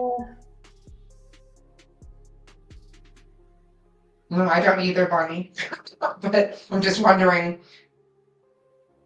I'm wondering which neighbor it was, because, like, would it be because all of his family are his neighbors? So you've got Earl, who's his immediate neighbor, who would be Daniel's dad, but you would have thought he would have been messaged or called. You've got his brothers, Harvey and Wayne.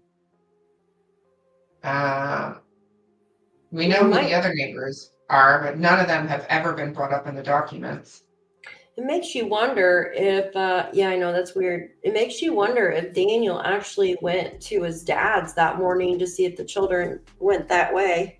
Like if he's seen the kids, if he's seen Jack and Lily. Yeah, Brad went Immediately, the blanket was located on the way there. 2 Earls. Not saying he planted it, I'm just saying conveniently. Speculation, in my opinion, don't sue me. I would say passed if they passed. Truthful isn't a lie because it means some questions were answered. Yeah, there you go. So Jules said, I've given a few in my past career. I would say passed if they passed. Truthful isn't a lie because it means some questions were answered truthfully.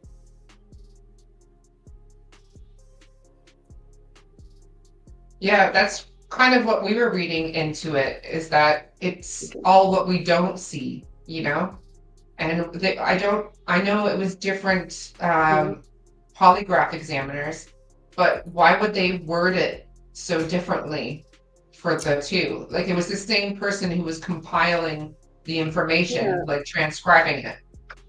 Hold on. And why would they just skip? They should have put it all together too. This is so annoying. Like, sorry, but it is.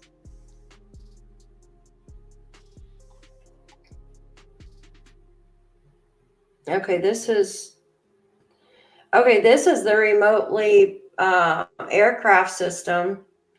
Conducted a drone search of the area. So this is how much they searched, guys. I mean, they searched a lot of water and stuff, right? Like, underwater recovery team checked bodies of water in the area of Jack and Lily's residence. This is a summary. Went to the area, checked the following. 3 ponds were checked. The area of the campground and park near Jack and Lily's house. The boat was placed, all 3 ponds. And if they used sonar to confirm, there was nothing in the lake. There was a pond that was easily not accessible, that they could not put the boat in, but it was searched, right? On May 9th, they went to Landsdowne Lake, because I know they were there on the first day. They used sonar to check the lake, and nothing was located. Whoa. Where did it go? Why did it move? I'm literally reading, and it moved. Jesus. There it is. They checked all these areas they believe were very easily accessible to the small children, it says. And then it goes on to say Mugford launched RPAs, right, from 1407. which is Jack and Lily's home, and began initial searches utilizing both live camera feeds and thermal imaging feeds of nearby swamp and waterways adjacent to the property. Continued grid searches of the area contained between Landsdowne Road and Gairloch and Landsdowne Lake. And it talks about 0.5 kilometer. I can never say that word. I don't know why. Kilometers. There you go. North of the residence. It goes on to say the search included a low altitude hover over Landsdowne Lake, performing 360-degree scan of the lake's water edges. The results in the lake were negative. And it goes on to say it was down due to a battery. I remember that battery depletion. It was at nighttime. I remember that. The RPA, because the Department of Natural Resources helicopter, the RCMP helicopter operator, were all carrying out aerial patrols. Mugford did not carry out any further flights. And then it talks about the vehicle patrols on Landsdowne Road between Gairloch and Montreal Road. Oh, I want to look that up. Gairloch Road and Montreal Road. Yeah, and Mike did a little video on Montreal Road as well. And I just say thank you to Anna who bought me some coffee. I appreciate you. Yeah, I'm getting ready to head out because I want to go to Taco Bell and stuff before the snow starts again, guys. It's looking pretty dark outside right now again. Oh, the roads look clean though. That's good. It's snowing here. I wonder if tomorrow is going to be a snow day. Snow day. Yeah. Yeah, I hear you. I'm going to look more through these documents tonight. What time is my other live? Kind of sick to my stomach because I haven't eaten today, so I need to go get something. But guys, I appreciate all of you hanging out with us today, and thank you, Shan, for coming on and reading the timeline. You are awesome. No problem. I will be live later on Summer Wells' case. I should be anyways. If I feel a little bit better, my stomach's really hurting from not eating. So if not, then I'll do it tomorrow. But I'm going to gift 5 more memberships as well. So hi Al, good to see you. Good to see you. But please make sure to hit that like, share, and subscribe. Both channels. Support Shan. She's trying to grow her channel as well. You guys are awesome. Yeah, I know. I need to go get some. I feel sick to my stomach. I haven't eaten anything all day. Oh, and it's kind of like icky feeling, you know? Makes me, I don't like that feeling. Go get some food. You've got a long evening of streaming ahead of you. Yeah. Thank you, Kelly, for sending that information.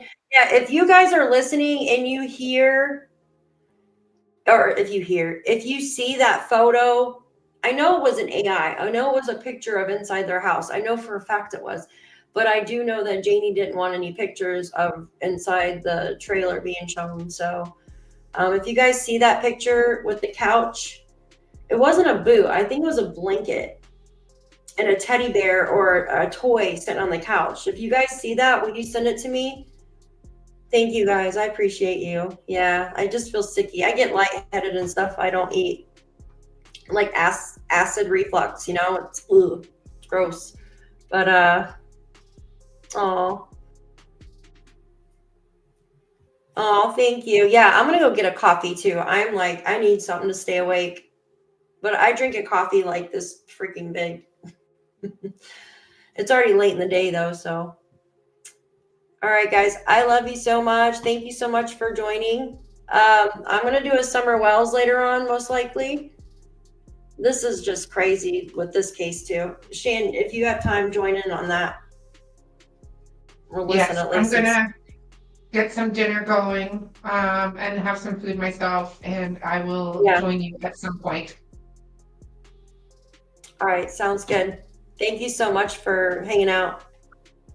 My pleasure. Drive safe. Yo quiero Taco Bell. Yo quiero Taco Bell. Yep. All right. Have a good night, girl. Thank you so much. Okay, see you later. See you later. Bye. Bye. All right. So we're at 7 months. Still no answers for Jack and Lilly, you guys. Justice for Jack and Lilly, justice for all these children that are missing. We won't stop until there's answers. We will keep digging into these documents, digging into text, trying to put everything together. And hopefully it will lead to answers. If you know something, say something. If you feel threatened, if you're scared, go to a library, go to your local gas station where you can just make it an anonymous tip. That could be the tip that finds out what happened to Jack and Lilly. So, all right, guys, I will see you here in a couple hours. I appreciate each and every one of you. Yes, I'm going right now. Taco Bell and Dunkin' for a coffee. All right, love you guys. Talk to you soon. Good night.